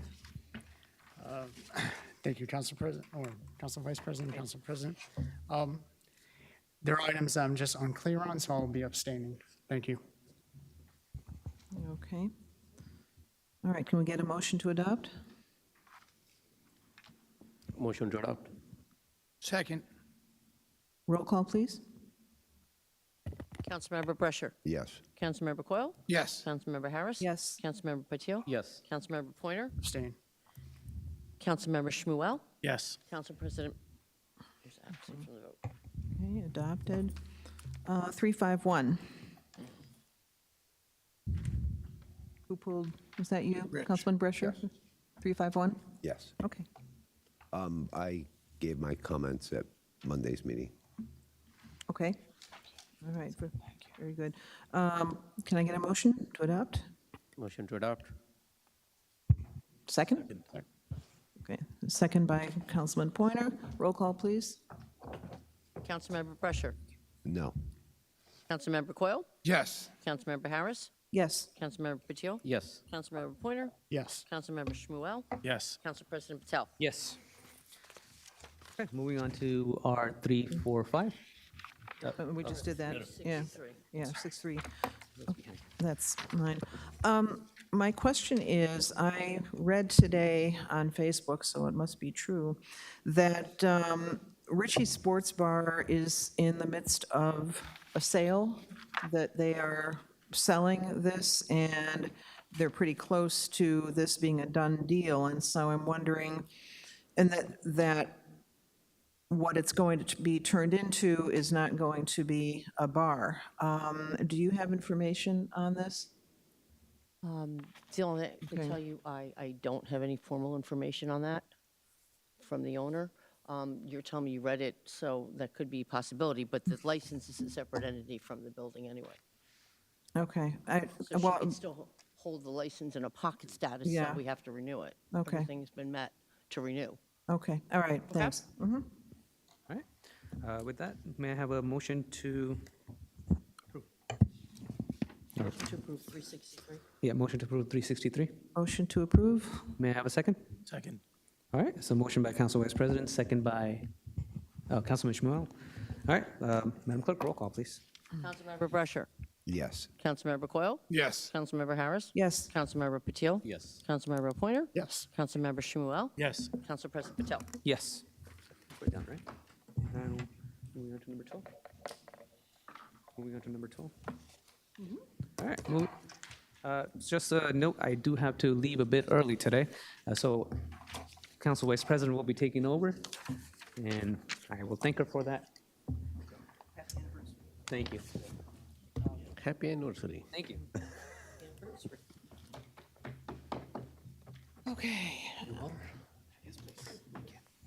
Okay.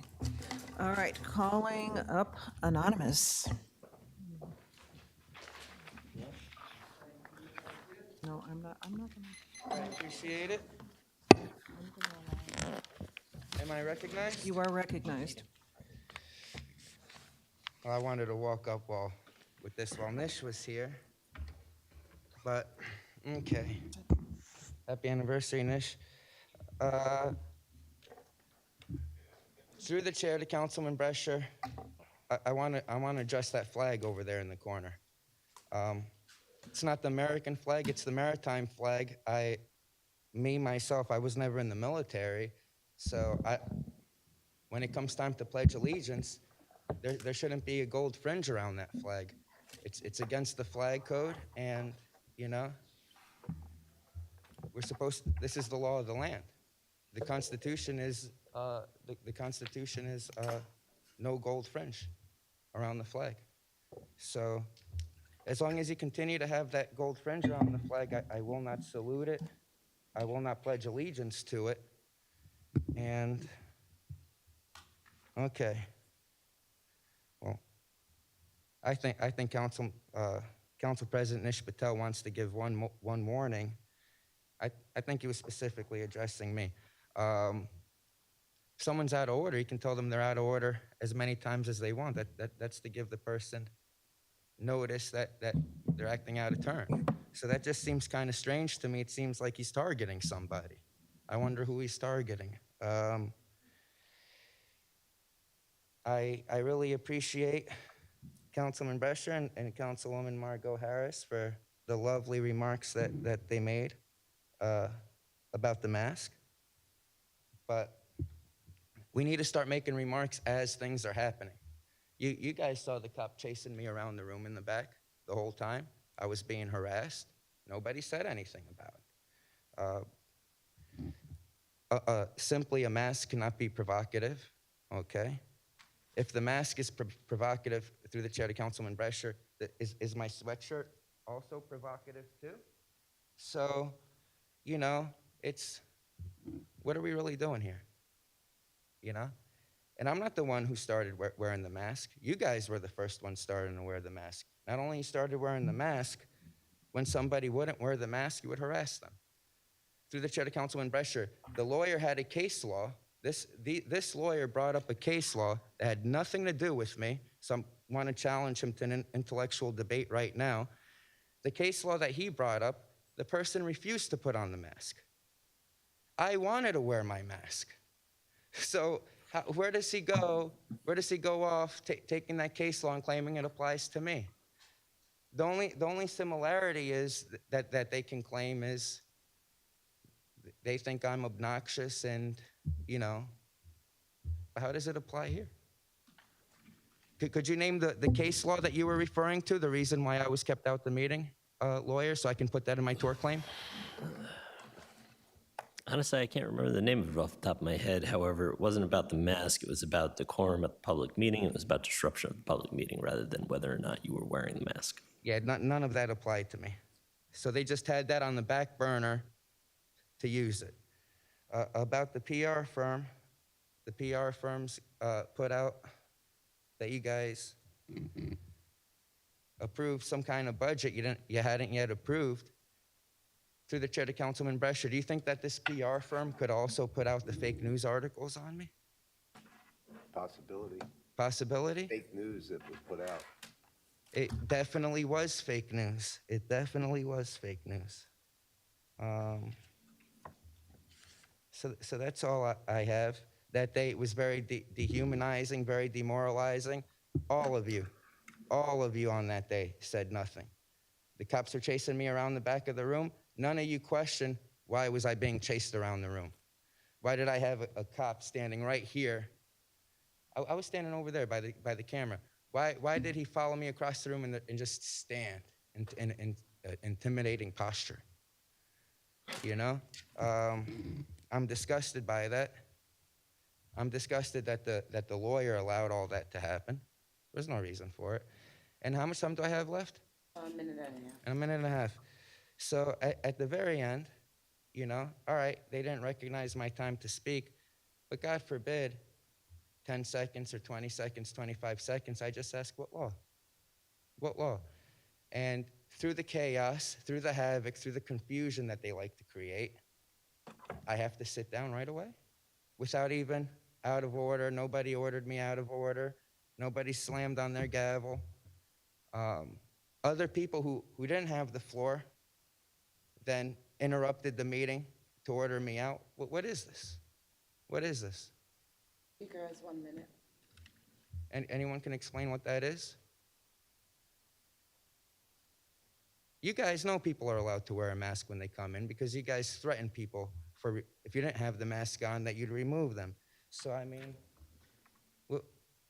what's provocative about this? What's provocative about it? You understand? And through the chair to Councilman Brescher, I know this is the anonymous mask. Right away, they started creating this narrative that Guy Fawkes was some kind of religious extremist that went around blowing shit up, you understand? And they were trying to tie me in with this Guy Fawkes guy.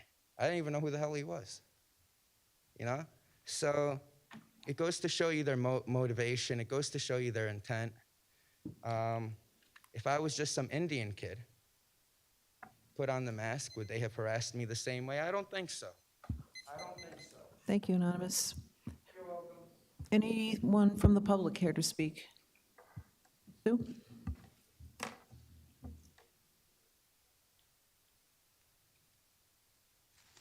Hello, Sue Malone Barber, Pleasant Avenue, Edison. Thank you. Hope everybody's keeping cool, this brutal heat. I just have a couple of requests that I don't think really is the council's purview, but maybe Sonia can take them. There is a giant pile of garbage for the last 3 days on the corner of Amboy Avenue and Pleasant, right in the crosswalk.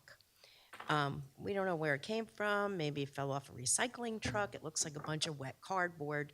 But anyway, if we could send someone out there, it's pretty big. And then I have a request. I think Councilman Patil brought this up a while ago. Is there any way to increase the recycling pickup schedule? It's getting increasingly hard to hold all that garbage for 2 weeks. So just a formal request. Maybe we could sprinkle in a few extra pickups in a month. And then I wanted to talk about the minutes. I see we approved 3 minutes, but I actually was right. There are no minutes posted. This will make 4 for the year. So I understand the constraints in terms of personnel and people being overworked, but I do feel like we should be trying as hard as we can to get those minutes up. It's been 6 months and there's no minutes. So, and the reason I'm saying that is because that is it just reinforces a lack of transparency. So, Okay. did you want to ask me a question, Joan? No, we'll see what we can. With regard to, I'm sorry? And What did you? Just if they're not posted, Sue, as long as they're I approved. can't hear you. Say it again. Just, if the minutes have been approved, you could always call our office and get a copy of them. If they're not posted, it's only, Yeah, I mean, I know, but, not- but it's, again, it's just about the lack of transparency. I mean, the administration is always being accused of a lack of transparency, and I know it's not the administration, it's the council, but I just feel like, not posting minutes, it's the law, and we should try and do better. I know everyone's working really hard. I'm not being accusatory, but I do think it's something we probably shouldn't scrimp on. Hire a couple temps, get them up there. Okay, and then lastly, I wanted to talk about 1810 Route 27, the redevelopment plan. How does it happen that we have the resolution to send the redevelopment plan to the planning board on the same night that we actually adopt an ordinance approving the redevelopment plan? You can imagine, for me, Clara Barton residents, it's a pretty sensitive topic because we've been asking for Amboy Avenue to be fast-tracked, and we're promised July, but that's 4 months. And again, hopefully no applications come through for 4 stories, but how do we do that for some things and not other things? And I guess my direct question is, why was that fast-tracked? And why couldn't we fast-track Amboy Avenue? So the planning board's already seen this because we adopted the ordinance before we even approved the resolution. Sure. Council? The ordinance itself wasn't adopted. The ordinance was approved for putting on for hearing and adoption, right? It was first reading. Yeah, first reading was done. Okay. Once first reading is done, it then has to be sent to the planning board. They may or may not have a response by the July meeting, but that's where that went. Oh, that's Wednesday, July 24th. Yeah. I see. Okay. Okay, that's still pretty quick. Yep. It's also under a different section of the redevelopment law than what we're dealing with Amboy Avenue, but that's, or not Amboy Avenue. And there's Barton, different right. rules depending on what section you're under? Yeah. It's a fairly significant statute. Okay. All right. Thank you. Okay. Council. Did you want your the questions about the garbage and the recycling? Sure. Okay. All right, if I may. About the garbage at Amboy and Pleasant, and this kind of piggybacks on what I was saying at Monday's meeting with regard to the trash that's been strewn about, including Amboy. And actually, Akhtar contacted me about this as well. Okay. Anything we can do to get this out of the way? Sonia? With regard to the garbage that's on Amboy and Pleasant and which, The request has been already sent out to DPW as we were here. okay, Thank you. okay. And then the question about increasing the recycling pickup schedule, increasing the number of pickups, is that what you're saying? Yeah, I mean, right now they're every other week. And for a while that was great, but there's so much recycling now.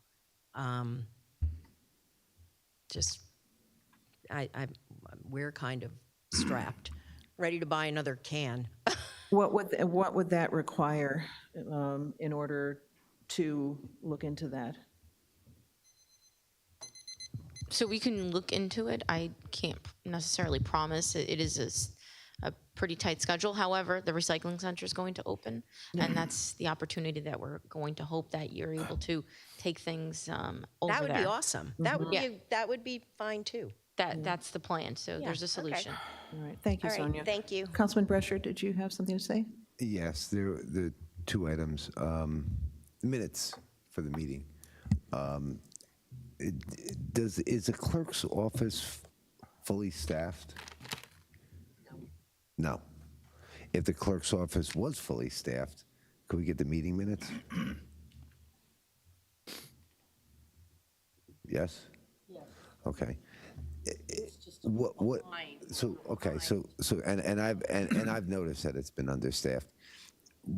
Why can't we hire someone? Is it like, do we need a special PhD to be able to do minutes, or like, what is the holdup? What's the process of hiring someone in the clerk's office? Because the clerk works for the council, if I'm not mistaken, and there's nobody on this council that would disagree with hiring someone. Is it that they don't put an ad out for people? I mean, there's a problem, right? There's obviously a problem. The public's came, they've spoken about it, and I don't know really the answer to where this is broken. So how does this get fixed? Council Vice President, if I may. So with regard to the minutes, that is the responsibility of the clerk. Having worked in the clerk's office, I understand the way in which the minutes are written. Now, it's a preference. You don't have to write them verbatim. There are motions. So we can always find solutions and certainly make some adjustments to those minutes. It's a purview of the council if you wish to write minutes in detail. That does take time. And not necessarily, and the attorney can elaborate if that is really required that you write that level of detail. So it could shorten the amount of minutes and time being spent.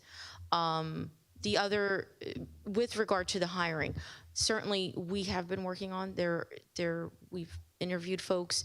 I know there's been some recommendations. I can certainly follow up with Human Resources, see where they are with those candidates. But there's several components, and I don't necessarily think that there's a one thing that you can point necessarily to that.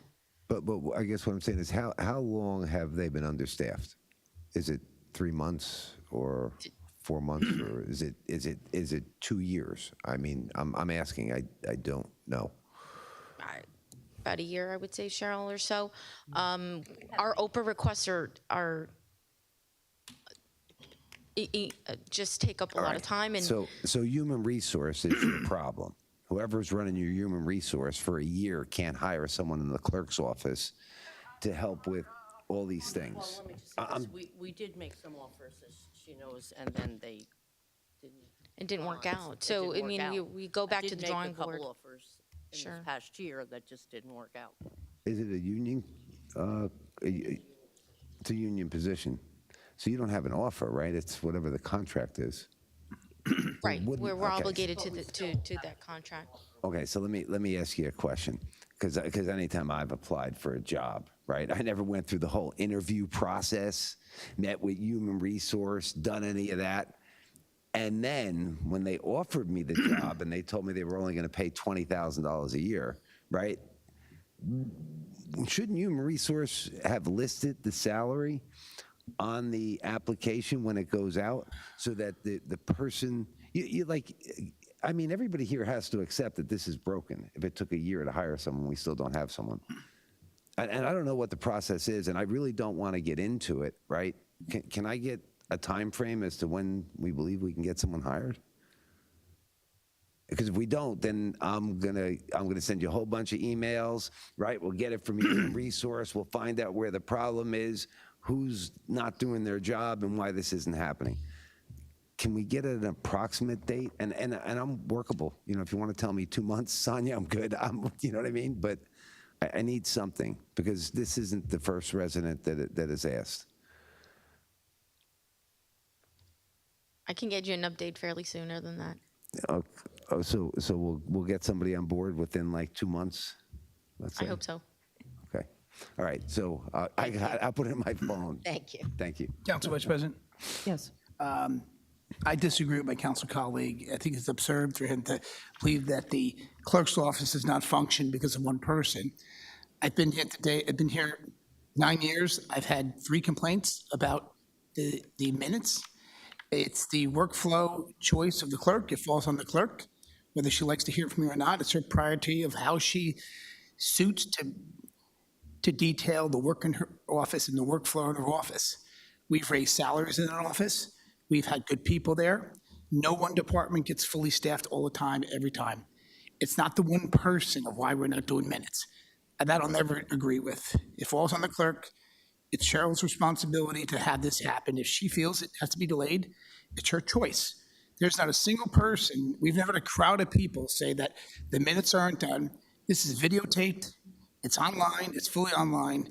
The minutes, yes, relevant to many people. We've had so many people who understand it, few complaints. So I don't listen to anything Councilman Brescher says. It's just wrong. He's just beating up the administration on another opportunity because we didn't hire someone. It's wrong. It's dead wrong, and it falls on the clerk. One more thing I just have to say, and you're welcome to rebuttal all you want. As far as the complaint on Amboy Avenue, before that large amount of cardboard is picked up, I would hope that the zoning would investigate who put it there, threw it out across the sidewalk carelessly, not just a few boxes. It was like a truckload of boxes just dumped there. So I'd hope that person we find. I don't want us to pick it up right away. I want us to investigate who dropped it there because it's just wrong. It's totally wrong on how they just did that. And it should never happen. I hope they get fined. And I hope before we pick it up, we investigate who put it there because it's labeled, it fits an address, and the person with the address put it there. Thank you, Council Vice President. All right, Councilman Vice Brescher? President, yes. Just for the public, just so the public knows, right? This was a difference of opinion, right?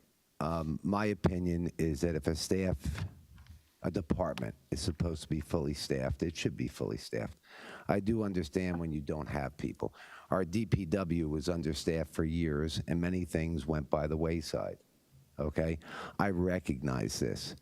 It is up to the clerk to decide what's more important than another and what has to wait. I watched a DPW director up here come up, Jeff we had, and the council would ask him why we can't do this road, why we can't pick up that garbage. And the answer was he was understaffed. So where I'm going with this is my council colleague seems to think that it's okay that you don't get your meeting minutes. It's okay for you not to get your Oprah requests. But here's the difference between me and my council colleague, okay? I had a business for 30 years that was very successful. He ran his into the ground. So who do you want to follow? You want to follow my advice or bankruptcy boy? All right, I'm going to stop. I'm going to stop this right here. We're getting personal now. Nothing but- and please take this. This is a point of order. In Please extra, take Mr. Brescher, if he Councilman Coyle. if he hasn't had his license revoked. Councilman Coyle. Thank you. Thank you. Council Vice Take President, this offline, it is Councilman wrong Coyle. for him to character Councilman assassinate Coyle, for what he's doing. point of order. Assassinated. Yes. Character. You don't have- Nothing but an obstructionist. There is no character in your Enough, body. enough. All right, anyone else from the public here to speak? You Yes, wanna sir. make it personal? And I'll post it next week. What license? Good evening, Councilman. Name and, excuse me, gentlemen? Gentlemen, point of order. Gentlemen?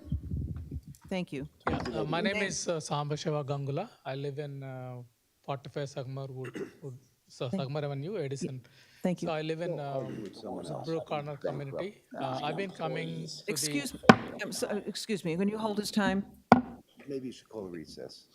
I'm not going to call, I am not going to call, I am not going to call a recess. I am going to ask you for the last time to preserve order here. This gentleman is speaking, and you're going on and on. That's unacceptable. Thank you, sir. You may go on. Thank you. Yeah. So I live in 45 Sagmar Edison Woodbrook community in Edison. So I'm planning to rebuild my home as it is attached home. So for that, zoning require attached home authorization letter. So that authorization letter, my neighbor is not willing to sign. So I spoke to the planning office and planning board and zoning officer Jim. So and also I spoke to Ajay Patil and other people last few months.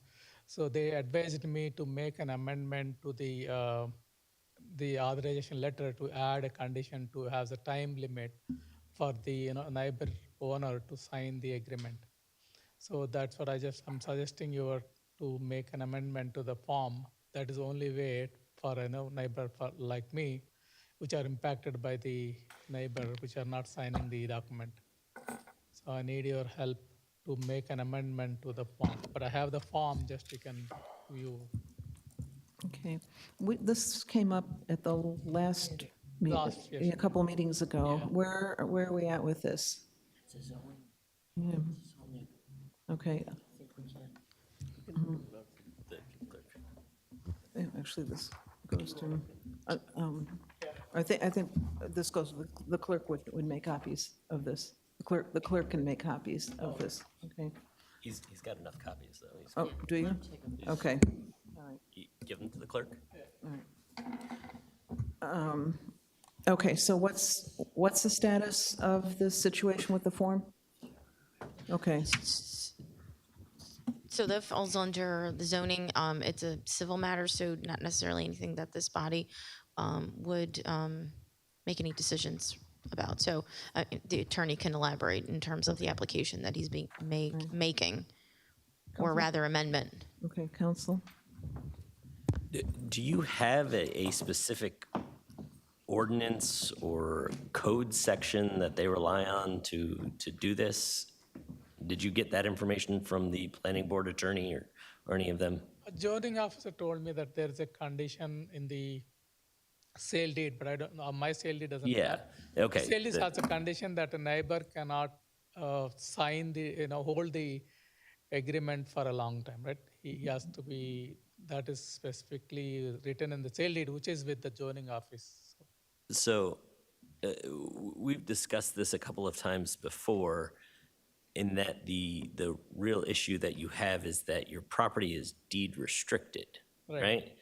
And I think the last time that I talked to you, there was a question as to whether or not there's any actual ordinance or aspect of the code that this council could address that would have to do with the time period by which your neighbor has the right to respond to the form letter that zoning puts out, right?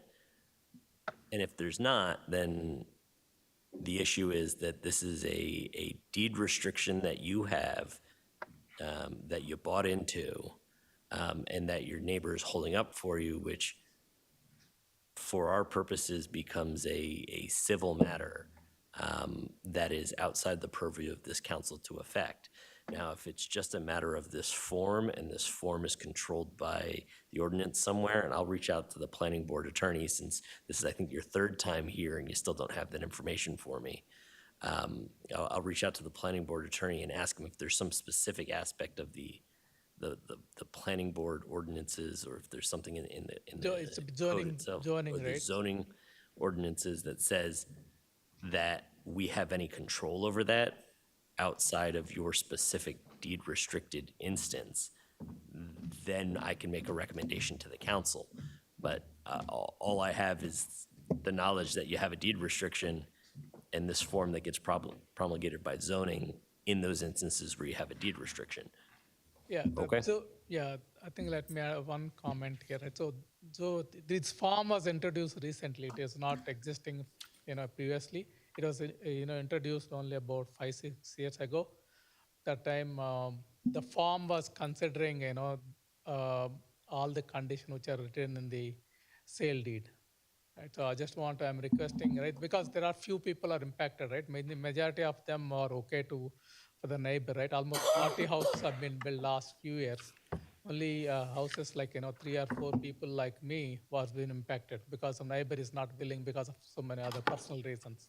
Yeah, and my understanding is that it was introduced because people were ignoring the deed restrictions, and then the zoning board would approve things not knowing that there was a deed restriction, or that they were essentially not honoring what their neighbor might want. And so this form, as I understand it, is simply to notify zoning before they can give you an approval or make a determination that you've done everything on your end that you have to do with respect to the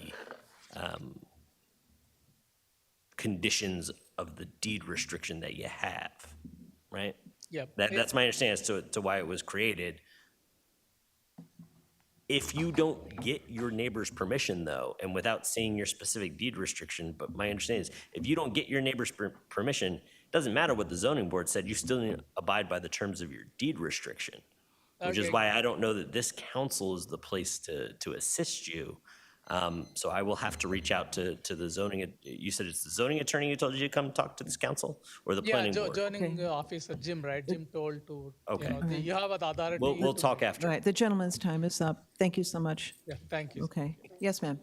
Council President, if you want me to make the remark, because this gentleman has been here for 4th time, I don't think it is the responsibility of the homeowner to research and find what ordinance and what resolution that this body might have adopted. I'm very familiar with this matter. For the property, when the resident is buying the property, there is no deed restriction on his own purchase. However, for that entire neighborhood, there is the blanket deed restriction. So when these residents are buying the property, they have no idea this neighborhood has any deed restriction. And I have looked at his deed, I have gone through it, I spoke to zoning officer. This form was introduced, I believe roughly 5 or 6 years ago. In fact, I was involved back then. The whole idea was, instead of the resident coming to the planning or zoning board and spending time and money while they are within their framework in terms of FAR, they should be simply getting the consent from the neighbor should be that. So this is how they became the form. I think this body, again, it's up to you or the administration to look into what is that ordinance or what is that process that this governing body, whether this governing body adopted, or maybe the zoning department themselves decided to come up with this form so that the interest of the neighbor is safeguarded. So I would say that we should do our due diligence rather than asking resident, because I know he's frustrated, and there are 3 more residents who are frustrated. They keep calling me, but I keep telling them, hey, you have to talk to zoning officer. I spoke to zoning officer. He said, Councilman, this is the form. If you want, this body can recommend changing the form. And the whole idea or the narrative behind this was, hey, send a registered letter rather than asking the resident, send a registered letter. If the neighbor has an objection, he would respond to that letter saying, I do not approve. That was the whole idea there. Here that, the poor neighbor, now this guy has to go to the neighbor and knock the door and, beg him to get this approved. This should have been a very systematic way of, mailing it. And, if they don't respond in 30 days, 45 days, hey, you have the blanket approval. Or we should not go with this process. We should say, guys, because there is a deed restriction, go in front of the zoning board, and maybe their attorney will send the public notice to the residents, and the neighborhood can come if they want to oppose, and the application should get approved. So they are penalized for nothing, and that's where, we need to do our own due diligence. Thank you, sir. Thank you very much. Okay. Yes, ma'am.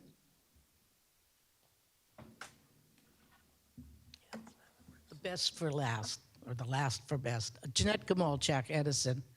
I'm probably meaning to talk to Sonia or ask Sonia. I'm asking about over at the senior center, the senior coordinator that we had, and we don't have no more because she quit probably over 4 weeks ago. Is there any chance that we're going to get another one? Is that in hired, or we're going to get another one? Nobody seems to know.